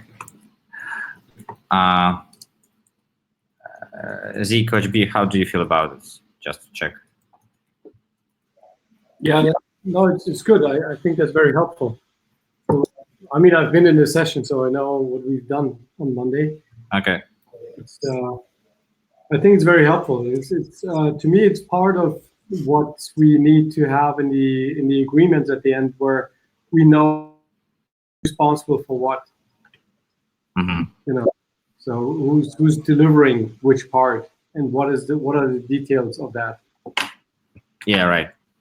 Yeah, and What do you mean with provide recognition, Max? Well, we have a sort of, intellectual funnel that we're building out. I mean, even Bernd and I were talking this morning about the ways in which the knowledge kind of gets created at a too complex level for most audiences, but that doesn't mean that that's bad. It just means that we have to funnel it down to the different audience levels. So, for my part, I'm spending a lot of time on, academic art level R&D and funneling it through Jeff to make it accessible. And, from a story and enthusiasm perspective, Griff really tends to take the candle because he's able to get people really excited. So my default interpretation of the layers is that I'm kind of living in the too complex for most people, but that's where the sort of heart of the R&D is happening with advisors and with academics. Then it funnels one step up through me and working with Jeff to create explainers and stuff that's like good for people who don't want the weeds, but actually want to learn more. And that there are other people, but I really see Griff as the person whose enthusiasm really lights a spark for people, just at the story, pure, just this is why this is so important level. okay. So I think that we have that funnel. We just have to respect that we have a complexity funnel from deep to medium to basically just raw enthusiasm. Wow. Yeah. For sure. Where is that? Just see what you were just talking about. Where is that, or why were you mentioning this now specifically? Just because I'm looking at the way that this is framed out, and it seems when he said who's responsible for what, I feel he asked that question. I'm just saying that it's like a horizontal segmentation, not a vertical segmentation in a sense. You know what I mean? Definitely. I don't know if that helps. That was what I was thinking. And what were you asking before? I was just asking what when you said provide recognition, what do you mean with that one? Yeah. So we were thinking about what are this that was one of the tasks in the persona of expert we were doing on Monday. Their tasks, they want to do nice research, change the world, but they also want to be influencers and the spotlight to share their ideas. So it's not the first priority, but if through our work we can provide them that would be kind of cool, right? Okay. Good. So what I'm supposed to do is then take these pieces and put them under this impact groups. So, for example, KYC thing, is it part of? I want to delete it. I will just copy. Which thing it connects more to? I guess token engineer. I mean, I don't know that we have it in there, really. Is it for getting funding to our team? Yeah, I guess so. Sure. Okay. It's in the part of having funds, right? Yeah. Good point. Under having funds. Yeah, and we now like to do a bit more in-depth distribution. So, for example, the goal here is all the team members have sustainable funding, but it is distributed into two things: having funds and appropriately allocate funds. So, for example, this is something we're not talking much about that we in the end who's responsible for that, but these are two different tasks that, for example, attracting funds may be Griff's task and distribution can be Lorelai's, for example. So this we do the decomposition of this stuff. Maybe appropriate distribution and the goal stuff should be part of that, because the KYC isn't necessarily having funds. I don't know. It doesn't matter. Well, like, because It Coach gets us there. Coach B isn't in this list, but he's very much required for the QIC. So I mean, I think what this shows is it shows dependencies on other roles. Yeah. okay. And what are basically the circles, right? So if you see that there's like funding circle that needs to include you and Coach B and Lorelei at least, you know. Mhm. We can like improve it afterwards, but for now, are we Yep. more or less okay with that? Mhm. Okay. And fundraising is basically going there as well, right? Yeah. Mhm.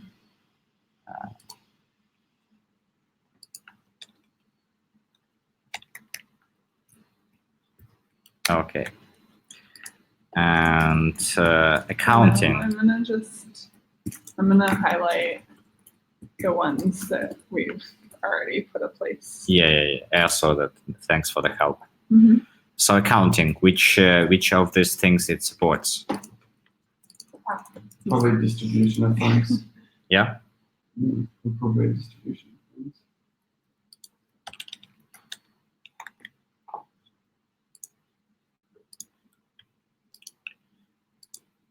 Project milestone outlined. Is it for the governance? This might be token engineers. Sure. Which of these impacts?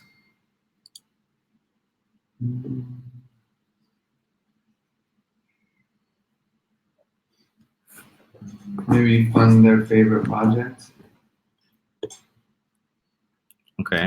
It's kind of laying out our roadmap budget, like estimation of costs per milestone kind of thing. Yeah, I mean, it's kind of like in both fund their favorite project and increase their wealth. Like it's, Yeah, I mean, it's kind of like us laying out like, hey, maybe some of these are your favorite projects, and here's how much it requires to fund them. Mhm. Like I think we're not necessarily like asking them what is their favorite project, but giving a list of like, hey, here's a bunch of cool projects and the amount of funds required. So I would say it fits in under their favorite project. Yeah. Everybody is okay with that? Yeah. The narrative. And then, build healthy economies available to all, increase their wealth. It's connected to many of the things in here. Mhm. also like, is that like bigger picture? Or what do we mean by bigger picture exactly? Is that kind of like the overview of like why we're doing this? I feel like that's kind of narrative aligned. Bigger picture originally meant being part of something bigger than yourself. So this is like how the token engineers like the whole thing is like how token engineers feel impact. And so bigger picture was like, well, I'm part of the tech token engineering commons, you know, and now I'm part of something bigger than myself. That was the idea.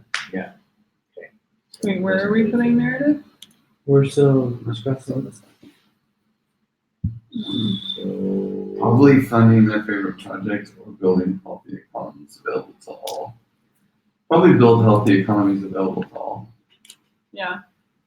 I think so too. Because that's the overall message in the right? Yeah. Mm-hmm.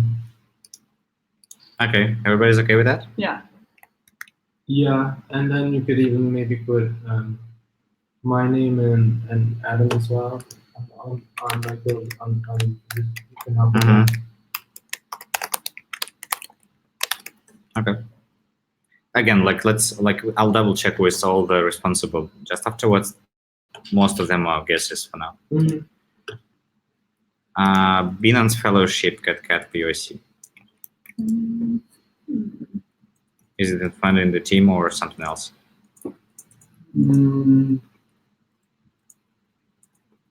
This is the full list. I feel like we're really doing that for build healthy. It's tough. It's like we're doing that to show off what we're going to build. Is it part of provide recognition? It's probably not just to show off. At some level, it's actually. I mean, this comes back to the whole notion of design methodology. We are executing and demonstrating the execution of design methodology as opposed to implementation, and it's tricky because a lot of times those two things are very aggressively lumped together. But a big part of the work we've done thus far and intend to do with Common Stack is to demonstrate that with these complex systems, there's a little bit of a separation of design and execution. And once you conceptually say, there's a design process, which is computer aided, and then there's an execution process, that the Binance Fellowship thing that you're talking about is an opportunity to demonstrate deliverables of the design class as opposed to the implementation class. The question, though, becomes the extent to which you want to make that part of the narrative or whether you want to not. Because it becomes very important if you're driving on that narrative, becomes less important, bordering on not important at all, if that's a point of confusion. So which group should it go under? I'm asking you guys, I'm framing it, it's A or B. It's either, sorry, I guess maybe that's not that helpful, but I'm asking you whether you want to highlight that, and if yes, then probably develop knowledge. But if it's not something we want to prioritize developing knowledge around, then it becomes almost a non-priority. Actually, I think you're right. I think it is probably developing knowledge. I'm just trying to make sure that we're not, again, adding things that we don't need to add. So I'm asking whether it's worth prioritizing, not just saying what category to put it in. Yeah, I mean, I think the only thing that it's a small prioritization, right? It's filling out some documents and talking to them. If we get the money, then it happens, but. Okay, yeah, that makes sense. I was just, yeah. And the money isn't a big part of paying for the work of this project. Yeah, it would be just to pay for that. What we end up with is a very clickable prototype that would help us sell the project. It would be very nice for sure to be able to tell people, yeah, this is what we're trying to build. They click through it, wow, this is something cool, Right. But it actually is very, very powerful in our broader narrative to demonstrate that it is in fact possible to make a expression of the thing and to begin testing it before you're making it. Not that it's perfect, not that it tells you everything, but we want people to have a tangible experience with that idea because the intellectual experience with that is weak. It's just hard to grasp. Yeah. It's sure. I can. I'm on it. So it's You gonna be can do the done. next one. Oh, is The it? next one. I'll put it in the token. So, There it is, yeah. you got it. And the next one is, so everybody's okay to put it on the developing more knowledge? I think so. Cool. I mean, some of these go in multiple categories, right? Yeah, that's like, you see, when you look from different perspectives, you can group either by roles, for example, all of these communications, but these communications are for helping people, or these are for getting funds, so it's we have slightly different grouping. What I'm trying to do is at least start this conversation on why each activity is needed, how it's connected to somebody's profiting from it, so we can redistribute afterwards. Yeah, and for example, what I feel in a way is that, for example, providing recognition for the guys is maybe part of funding their projects, but maybe not specifically. Anyways, DGAF T Research Fund. For me, it fits to the fund their favorite projects. How do you feel about that? Yeah, definitely. The thing is about finding the list of projects to be funded, right? Okay. And you already moved good governance? I'm moving it now. It's pretty obvious for that one. Yeah, right. I think you cheated. Yeah, of course. It's not really fair. But it said good governance. Here's great governance. No. So we'll start with good first. Yeah. Iteration 2. Yeah. It's an innovative thing. And this advisor meeting in Berlin, where is it fitting? Could we have belonging? Could we provide recognition? Could we develop more knowledge? What are we getting from this meeting? Alignment with the advisor team, and basically answering any questions face to face, just so they understand, where we are and how we're moving forward with it, and then. I think we should look at that under fundraising because those are our champions. While it's education, these are generally people who we've already got buy-in from at level 1, and that we want their feedback technically, but in a lot of ways, their need for this meeting comes from the fact that we need them to be champions for us in terms of fundraising. And so I think that fits in the raise funds category. Having funds for sure. Yeah, agree. Yeah. I mean, also these guys are going to be some of our biggest donors as well. Yeah. Yeah, looks great. Cool. So wait, are these only what these stakeholders independently want, or is it also what we need them to have or what we want from them? Because I feel like with the token engineer stakeholder group, there's no faith in this project section, right? Where that's what a lot of this stuff is doing. It's solidifying their trust in the common stack itself, which leads us towards having funds.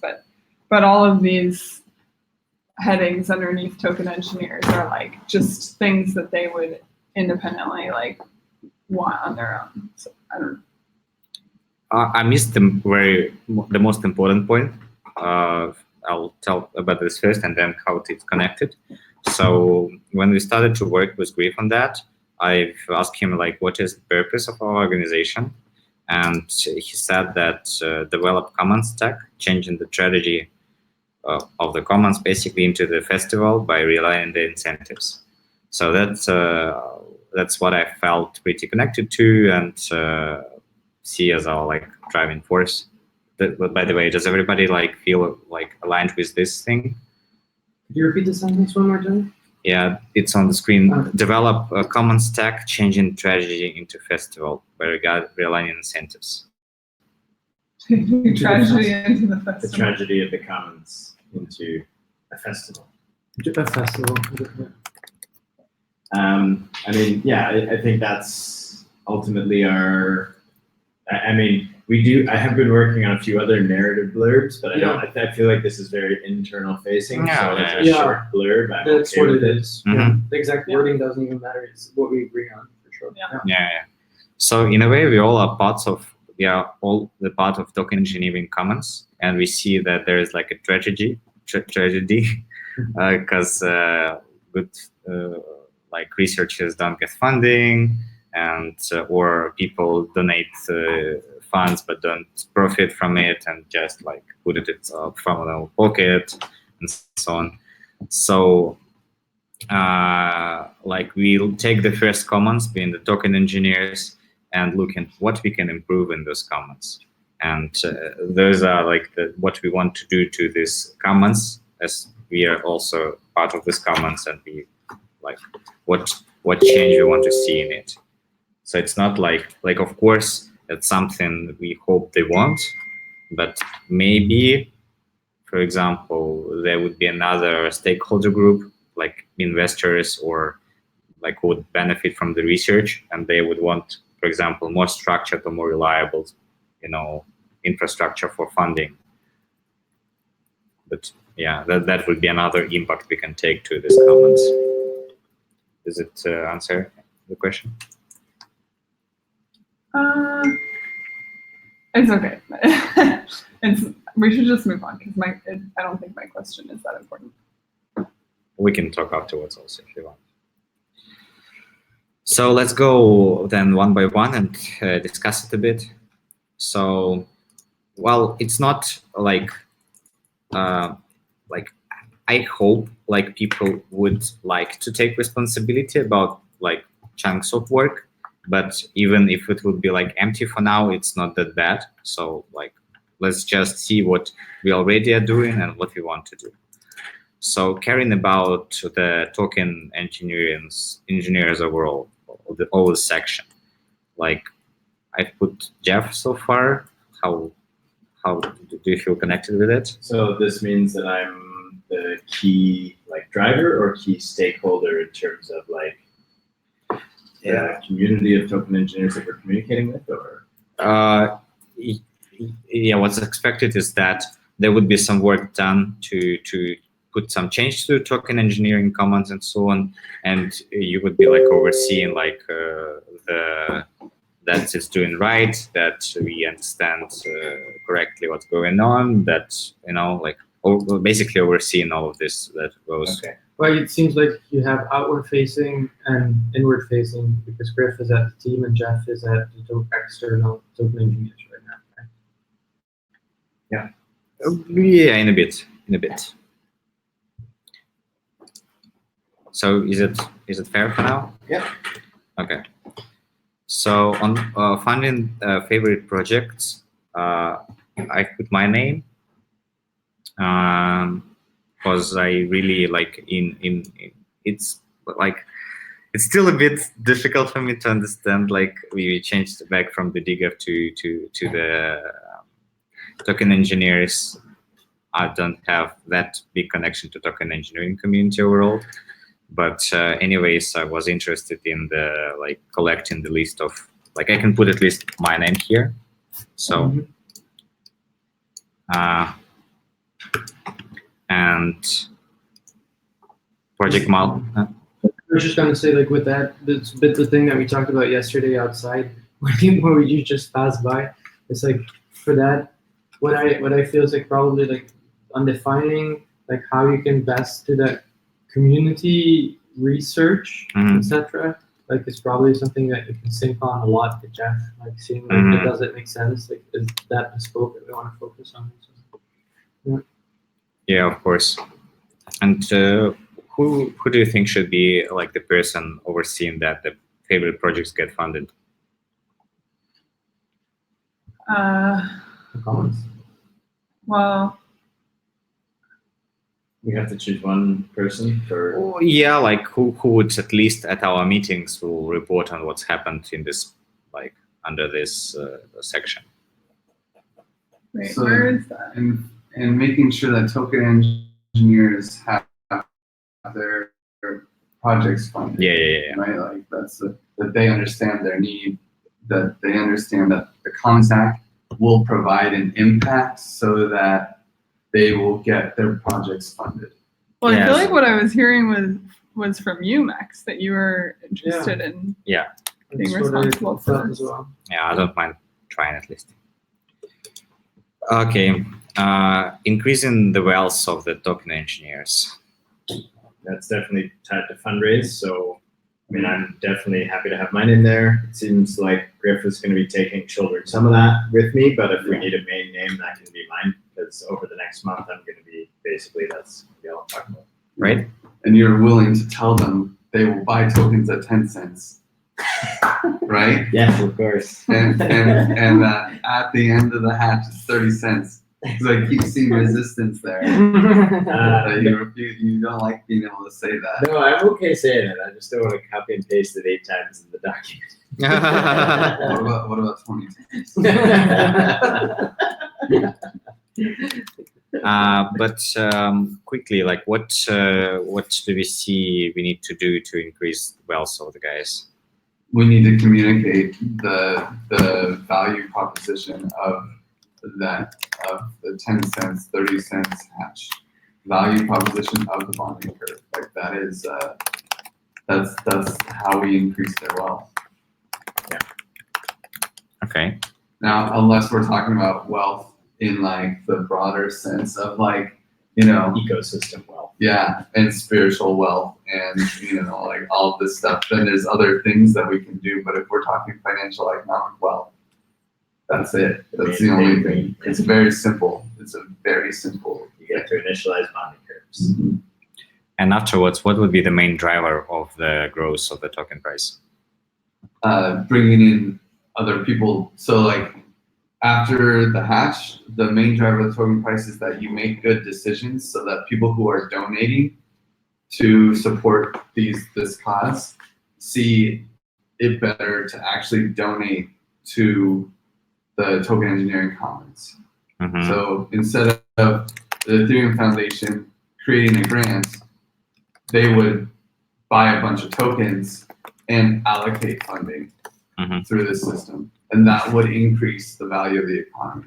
But that only will happen if the current tech token holders are actually, you know, there's going to be tech token and tech token. Yeah. Right? There's going to be TEC tokens and TECH tokens.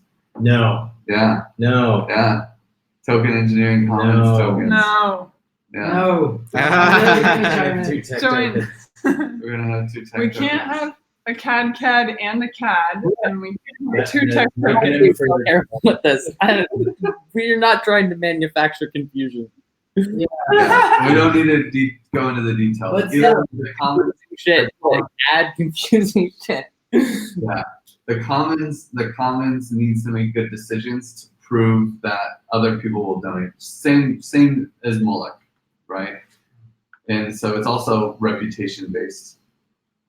But so we said no to tech. Well, 3 of us. So maybe We're we not have a there common yet. stack token and the tech token or something like that. Okay, guys. We also wanted to hear in the end Lois' part on the expectations, right? Yeah, and I mean, are you done or No. I was okay. just like, let's Yes, speed up. use, So use we, me as an excuse to hurry these Yeah. bastards along. okay. Good. At least some ideas. And build healthy economies available to all. How do we see the results of it? Like what would be the how to say it, deliverables?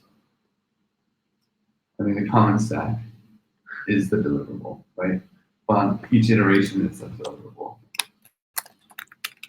I think that's how we're building the economy. So we're building the common stack. The tech and the knowledge how to use it. Or what? Yeah. So then does to use it. It might also, and CAD might also be a piece of this. Open sourcing CAD. Okay. So this is like another goal, or Well, deliverable or like pushing CAD forward because CAD allows people to build healthy economies. Like yeah. Open source. CAD. And do you feel this development knowledge then fits to this idea of building healthy economies as a sub point, maybe?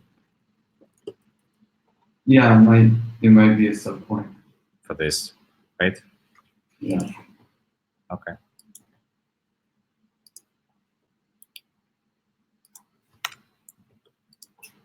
And now, and how all these three connect: open source and CAD, Binance Fellowship, and developing more knowledge. Is it connected somehow? Well, Binance is like displaying how you can use CAD to simulate economies. Okay. And the CAD POC. Mm-hmm. The narrative is talking about what we're trying to build Mm-hmm. and explaining people how we are building the tech. And yeah, right. Makes sense. And open source and CAD is another thing here, right? Just as a. Yeah, I think so. And what do we need to open source CAD? Is it get pretty much nothing. Money. Yeah. We just need to raise the money. Okay. Hmm.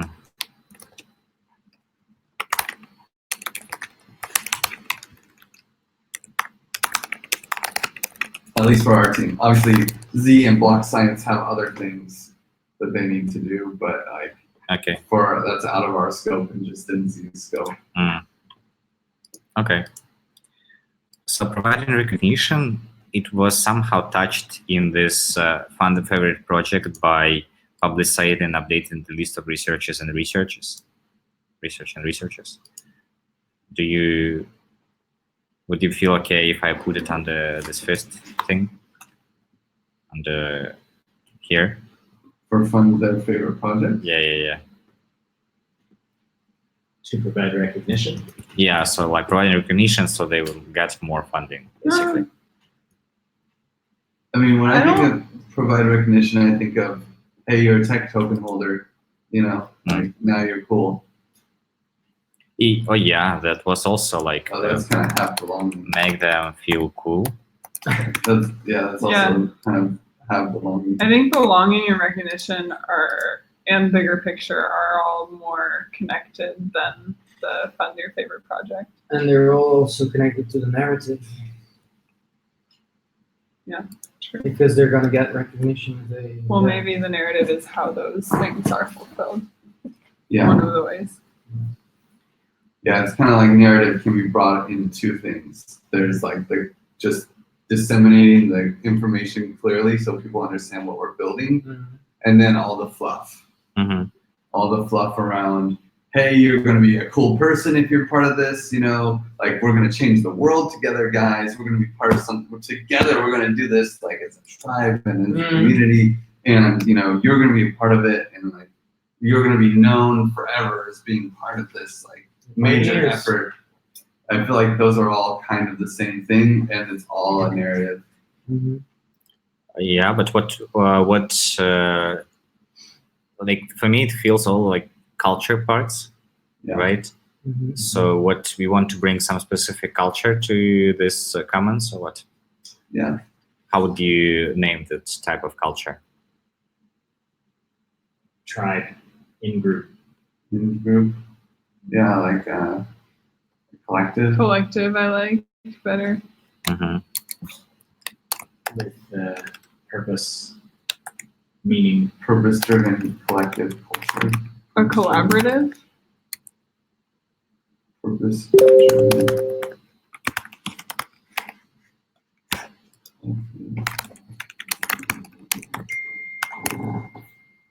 Culture of the common stack.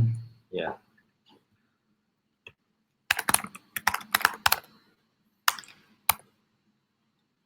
Yeah, that sounds terrific. Is that an impact though? Yeah, because their commons is now like have a strong culture rather than like I can say there was no culture, but we want to promote these values in the community that will allow them to collaborate more. And then I put all those things as like subpoints to the culture, right? Yeah. Okay.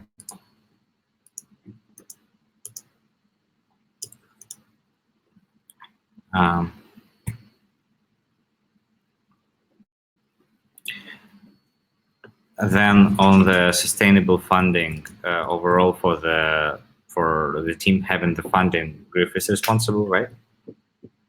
I think so. I'm definitely fronting the cash right now. Yeah, at any time it's not like set in stone. For example, I see many things on Jeff, but if Jeff at some times would feel that there's too much work, we can just like if needed ask somebody to take specific point or me as well. So it's just a preliminary mapping, and as we go we'll see how it works. So and inside having funds there's like KYC project, there's fundraising activities. Who will be responsible for for these things? I think right now Jeff will be responsible for fundraising. A lot of that is like are these things like token contracts. I mean, a lot of it is definitely like I'm gonna project manage, kind of push, right? Like Spunnet we'll do building and token contracts. Yeah. But building a clear user story for the process of fundraising, setting up all the info docs, one-on-one meetings, and getting people to contribute. At least for the next piece, I'm going to help, but I can't lead. And what date do we need all those contracts and stuff done by take? By our launch date, yeah. So like I'm probably pretty full on up until that point. So I may need some assistance there for sure. I mean, this is where once we do this, we have to look at our timeline, right? Yeah. What I feel is that it has like pretty different things. So for example, for me, doing KYC and making the token contracts is like same level things. So it felt to me that like maybe at this point is more about like go to investors and ask them to fund, right? Mm-hmm. That is definitely a priority of mine over the next few weeks. When it comes to like token contracts and user stories, I'm afraid that I would be spinning my tires. Well, wait, user With stories, assistance. when I say user stories for the process of fundraising, I mean, let's just think about what we have to do and have it outlined. Like, okay, we need people to signal that they have this. Some people need a one-on-one meeting, some people don't, right? We have to collect an email, we have to collect the email, we have to send them, what emails are we sending them? What's our strategy to get from someone's heard of the common stack to they give us money? That user story. There are some details in there that I would not be able to come up with on my own. is Yeah, what I'm yeah. saying. Yeah, we need to do that together this week. So it's in there. We have a working group, I think. So could we rename that to like it's all like hiding funds like fundraising, but could we add some specifics about this point? Like fundraising, maybe like fundraising outreach or fundraising communications, or Maybe I mean, I this, feel like there's an implementation aspect to the fundraising that I am happy to be a part of, but I'm apprehensive to take on my own because I don't know all the details of the implementation side of the fundraising. But as far as communicating fundraising, I'm all over it. Yeah. it says like getting people to contribute. How do you feel about this being the title for this for this thing? Sure. Yeah. And I've outlined that building the website depth to fundraise and underlying contracts. It probably would be Spanet, right? Yeah. Cool. And again, who's be responsible for getting people to go? Yeah, good. Thank you. And this advisor meeting in Berlin and August, is it part of this again, It's or probably getting people to contribute. yeah? Yeah, it's under that for sure. Okay.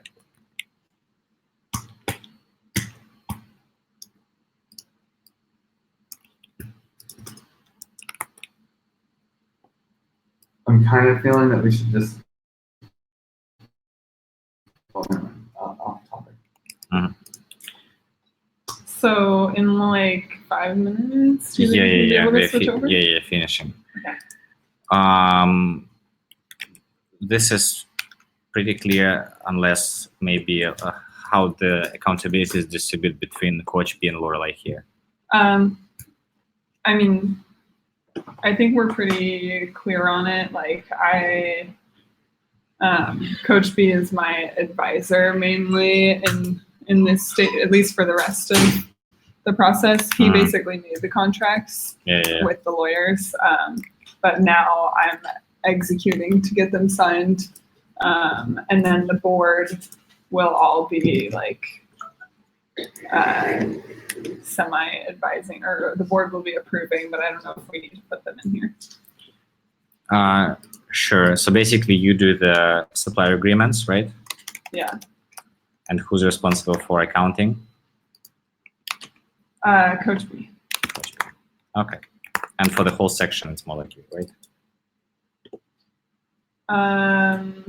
If Coach B is your advisor. For the whole section. I don't know. Coach B, are you there? You're muted. Unmuted now. Sorry about that. No, it's fine. It's, we're talking through Z's computer. That's why it's sometimes. I would say we sort of have different tasks in this, but we're both responsible for it. Yeah, it feels like a pretty equal. I don't know if I could put one of us above the other on accountability here. Okay, we could allow some. Self-development, Grief. Do you see? Are you looking to do something in this direction? I don't have any action steps other than just always making sure people feel like they're progressing personally while they're helping the common stack, right? Like that there's some making sure incentives are aligned. That while working for the common stack, they're also helping their own goals. Okay. You've outlined them in orange, right? Oh, just because those were ones that didn't have any points? Points action steps to them yet, so you Okay. can take that off. Okay, this is clear. On the good working environment, can you name like few points you're looking to do soon? Well, definitely like the initial supplier conversations.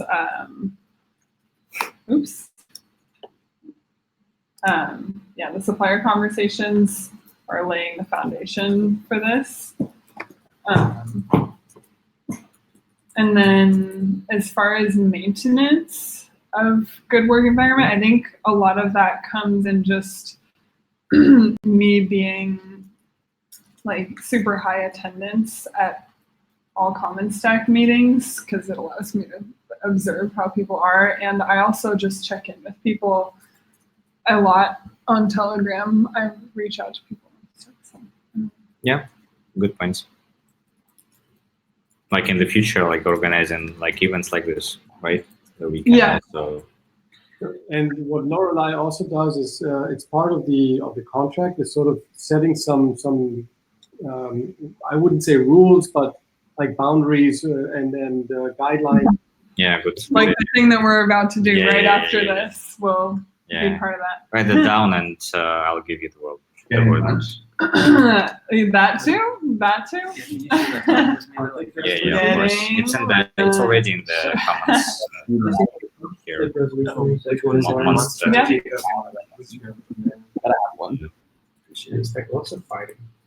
Yeah.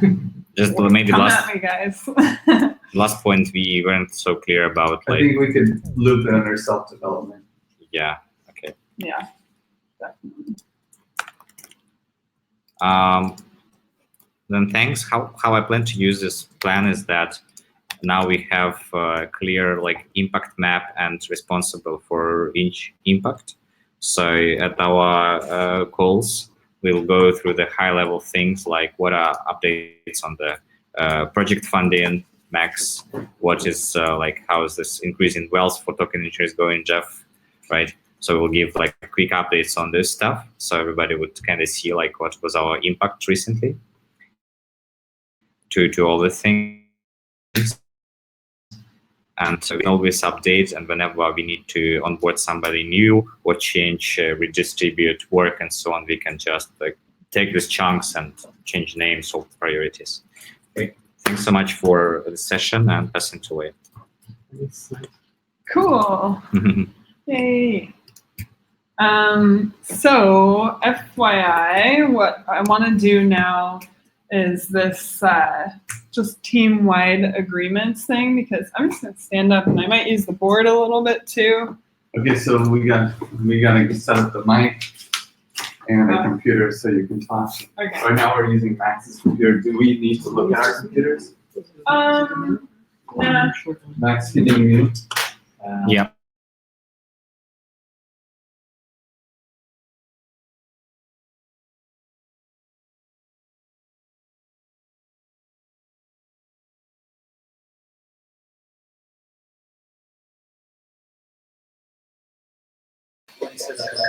Oops. Yeah.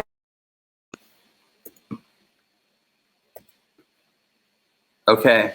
Yep. Now we're set. Whiteboard is ready. You go to town. Okay. So while Coach B and I were starting the supplier agreement process, making these worksheets for all of you guys, we noticed that there are some accountabilities that are repeats on everybody's worksheet. Just things that will become like team-wide expectations, kind of group working standards. And we have a couple of those that we already came up with. But I'd like to open it up for you guys to either say, fuck that, I'm not agreeing with that, or let's change that, or I have one to add. We'll keep it short because we are going into break time here. But what I'm going to do first is I'm just going to write down the ones that we already have.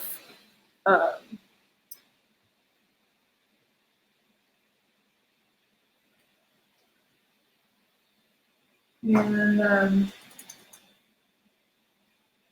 you guys can... Make sure to talk to the computer.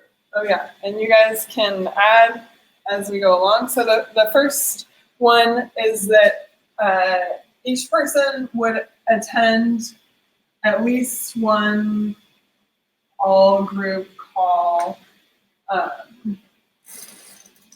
every 2 weeks. Or let's say, how about 2 per month? Does that sound reasonable to you guys? Personally, I would even say like one every week to check in, unless you're like really taking a break. I think overall we'd hope for more, but some people really will work more individually. I imagine Adam is going to work pretty independently. Yeah. And so we're going for like our lowest common denominator here. Does anybody have an argument with this one? Awesome. Just a condition, can we make sure it's not in the middle of the night, West Coast time? Yeah, we're very Yes, definitely.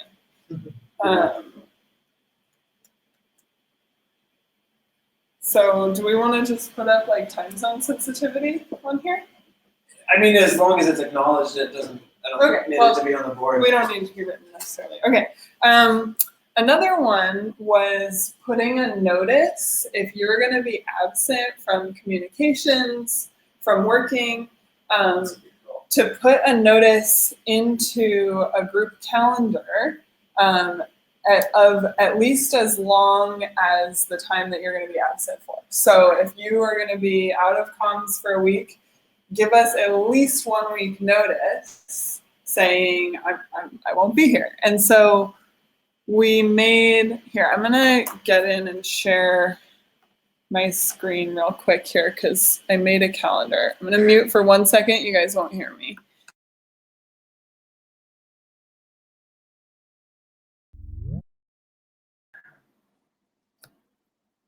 Okay, can you hear me now? Okay, good. So I made this calendar just with the email, what is the email? Yeah, you can. So the email address is, You're not sharing the screen. yeah, thank you.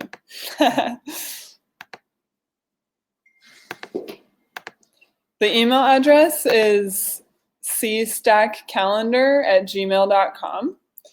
And so, like, for me, I can go in and add, oh, this is my birthday. Laura, we already have 2 Google Drives for common stacks, so this is probably a 3rd one.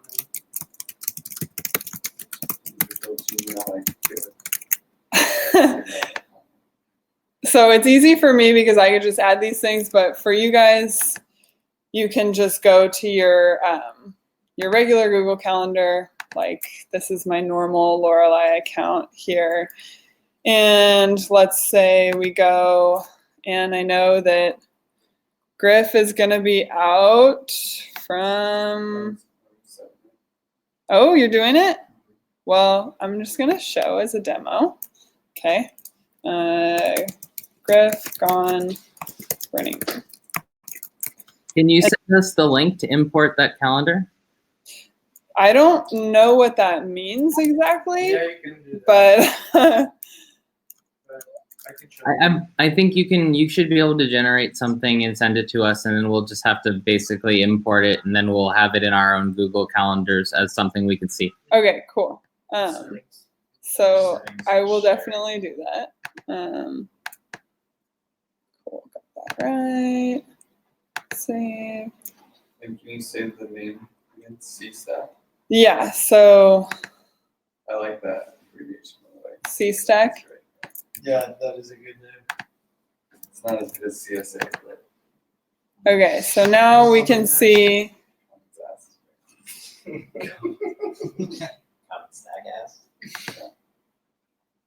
Huh. Well, looks like Griff's Burning Man didn't show up yet. what is it? C-Stack? Here, I'll put it in the Telegram group. We're in the single source of truth. I'll add it to it. I don't know why that didn't work.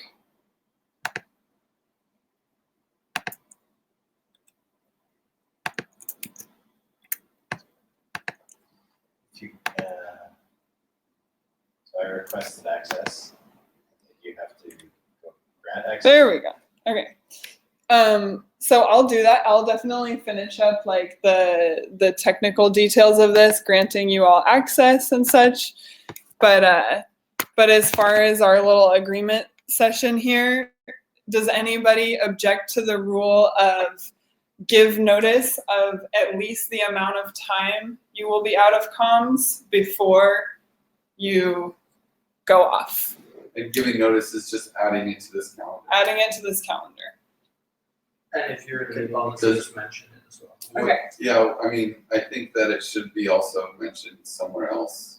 Like duplication a little bit on this. Put it in the Meeting form. update. Yeah, Yeah, especially like just with the link to the calendar. yeah, or something. Like, I mean, Somewhere. even if it's just in the chat, hey guys, I just added this to the calendar. I'm out for all of these dates. Right. And we're talking like, You taking your trip in September. but I won't be out of comms. Right. You never radio. I mean, I'm going to be out of comms basically from the 17th to the 20th of August. I mean, it's just not. 3 days. I'll be in comms before that. Well, yeah, and then by then, hopefully, we'll be on the mesh net. You'll be busy there. I'll be pretty busy. That's so dope, dude. Is Leafy involved in that? Leafy's not. It's Okay, so I hear we have no disagreements here. The one other one was if you are going to stop fulfilling one of the accountabilities that we all are agreeing to when we sign contracts, then you notify the group. Notify people in writing, also at a meeting. And the idea is if you are going to stop fulfilling it for 2 weeks or more, or if you already have, and it's been 2 weeks and you realize that it's falling off, just say it. Just tell us. Any objections? No, keep track of what's going on. and these are the accountabilities that are in the supplier agreement. Yeah, so in the annex of the supplier agreement, which is what will be your work spec, there's like, there's your recurring tasks, your specific to this month's tasks, and then there's the team accountabilities, which will be the same for all of us. And that's what we're drafting right now. Okay, cool. So no disagreements there. Now send me your ideas of any other agreements we need to have. I would say that, I mean, it's kind of a weird one for just the short next couple months, but everyone should help with fundraising. Just like whenever something is asked and it's like, this will help someone, like if you know someone who wants to give us money, drop what you're doing. hold their hands and help them send us die. You know, like, 10 to 30. yeah. 10 to 30 What's that mean? cents. Oh yeah, 10 to 30 cents. Exactly. Yes. But they want, and so if you know them, if you're with them, they're like, yeah, I want to do that. Drop what you're doing, help them, send us money. And in general, and it's maybe even a separate one, but it will lead to that. It's like just whatever you see that is like common stack relate, or that could be interesting. Like Griff does it all the time, Jeff does it as well, Zargam does it a bit as well. It's like tag common stack, say like, oh, the common stack is working on this, just like on Twitter and wherever, but just like drive them to like find one of our hubs of information, drop the website. Most of all Twitter, I would say, because they're Chill. Retweet my shit. Sorry, Griff, I missed it if you said it. Is there a place we can already accept donations, like Giveth? Right now we're doing soft. It'll be after August 23rd. So we can, yeah. Okay, so right now there's a form on the website, but we need to On the switch common that. stack side. Yeah.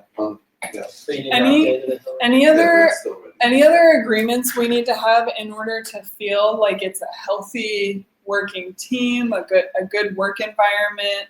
We feel good on this project. Anything like that?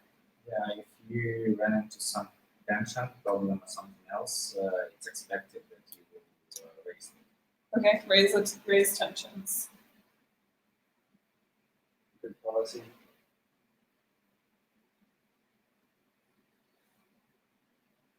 And it's, maybe that could be attention. I don't know if it needs to be separate, but I would say you just mentioned, for example, the supplier agreements and having like a monthly accountability, etc. So I would just say that stay vigilant that anything that is not legally needed, that we try to stay a little bit flexible, because we're still in a very vague moving parts kind of situation.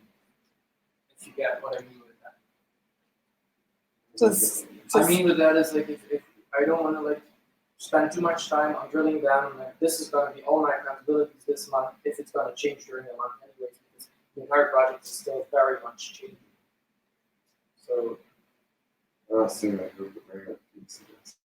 do not, maybe it's just like do not spend on time that too much time on things that may not need, but it's not.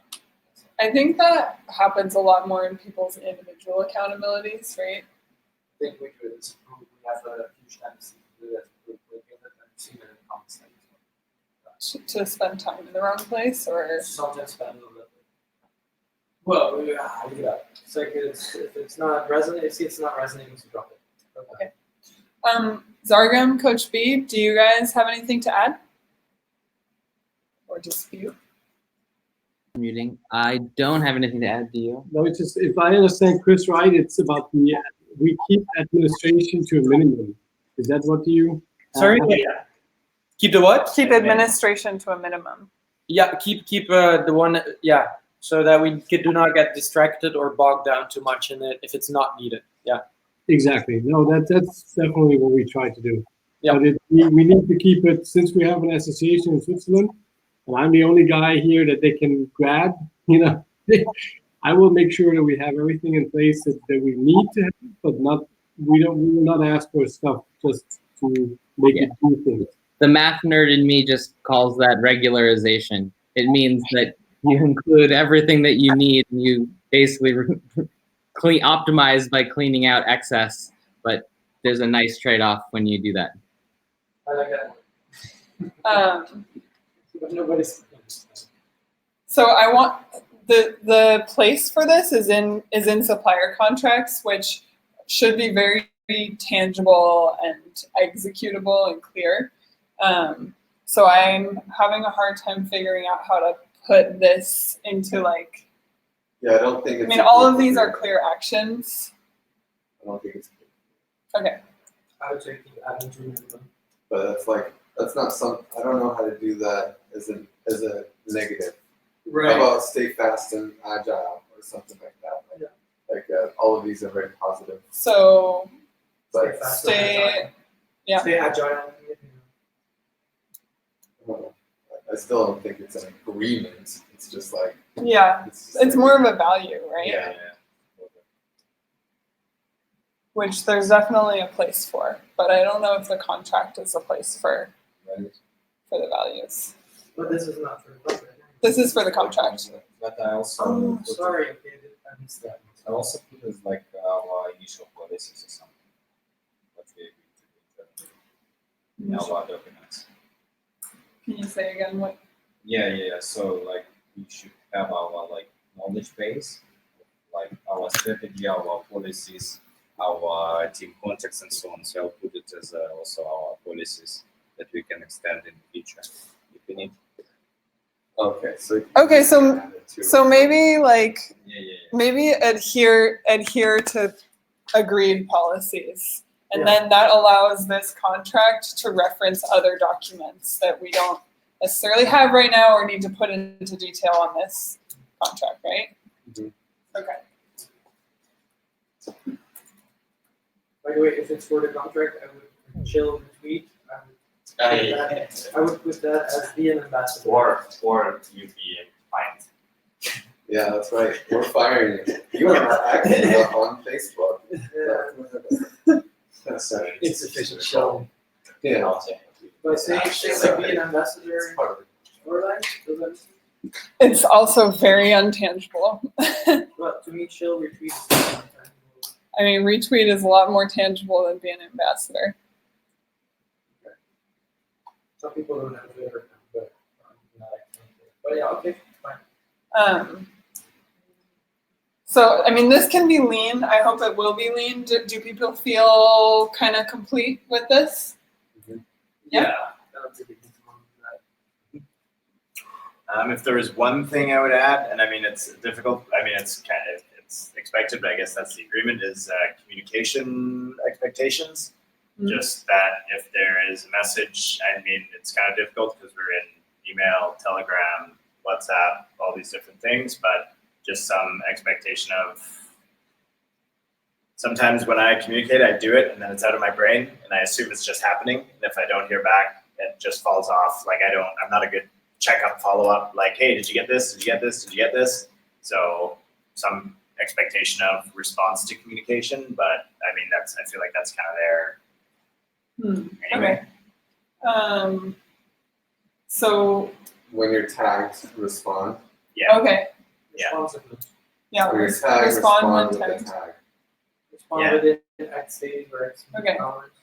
I don't know about the timing, but it's like if you haven't responded, then you haven't seen it. You know, like Yeah. it's basically Yeah. the- Okay. Speaking of, I think I tagged you in something you never responded to. I'm ignoring it. So respond when tagged or DM'd, right?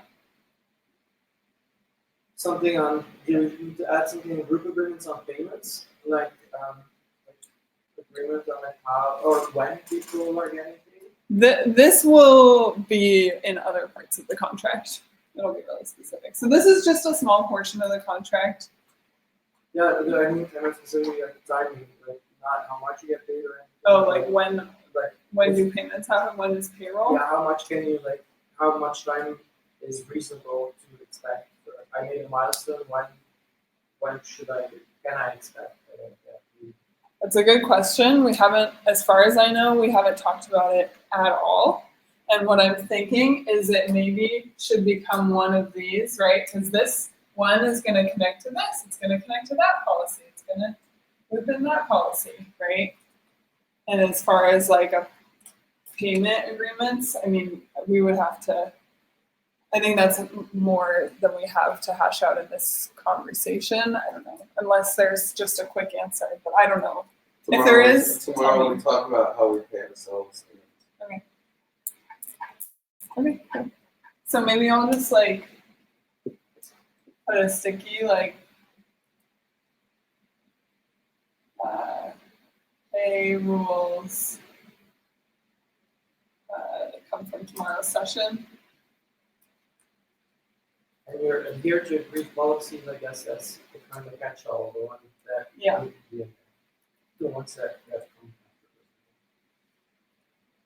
But I will put a pin in this because I agree it's really important, Chris. And so if it's possible for us to get it in a concrete way, then we will. Good? Awesome. So I think we don't have lunch yet. It's late, but we can take our little break anyways. And Coach B and Z will see you guys at 2 o'clock. Awesome. Very good. Thanks. Have a good lunch. Thank you. Okay. Bye, guys. Bye, guys.